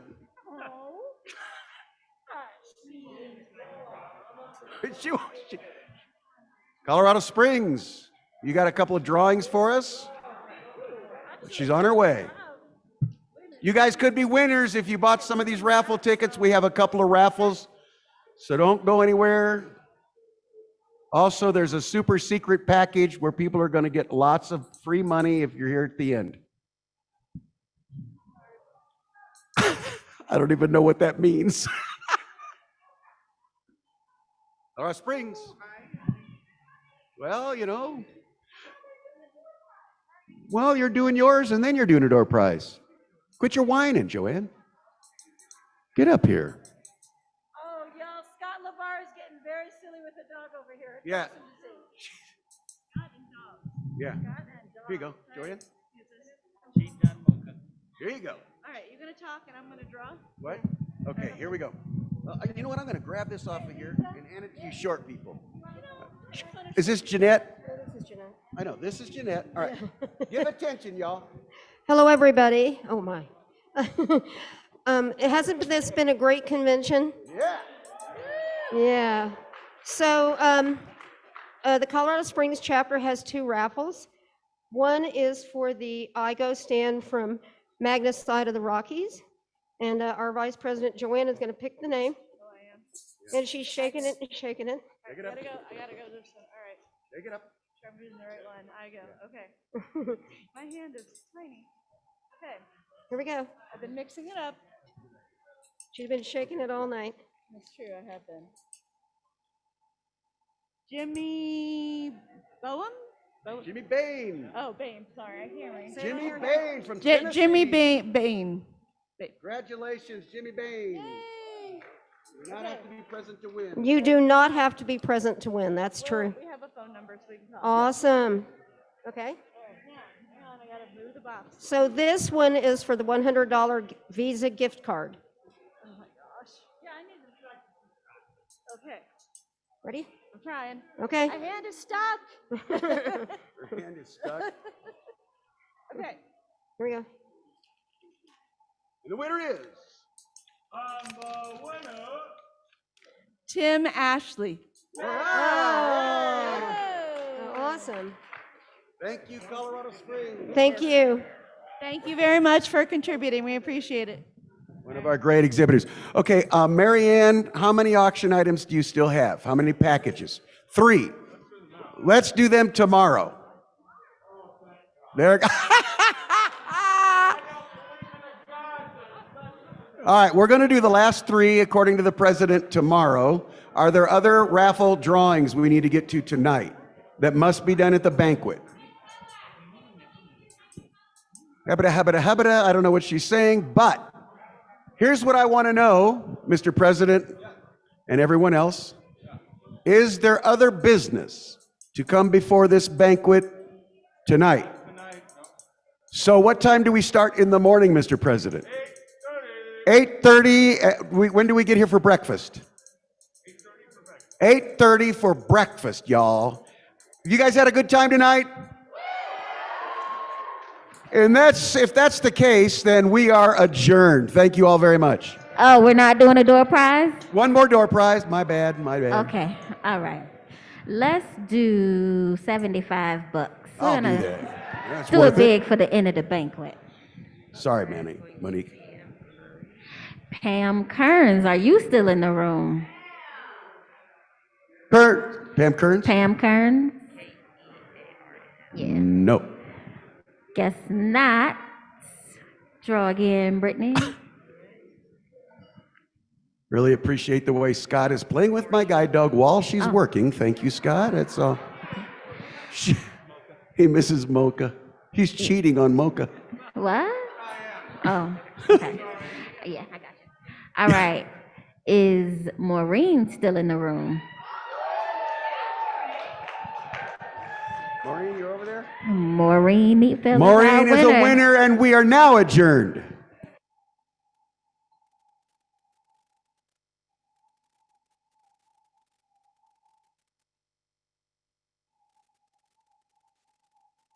winner.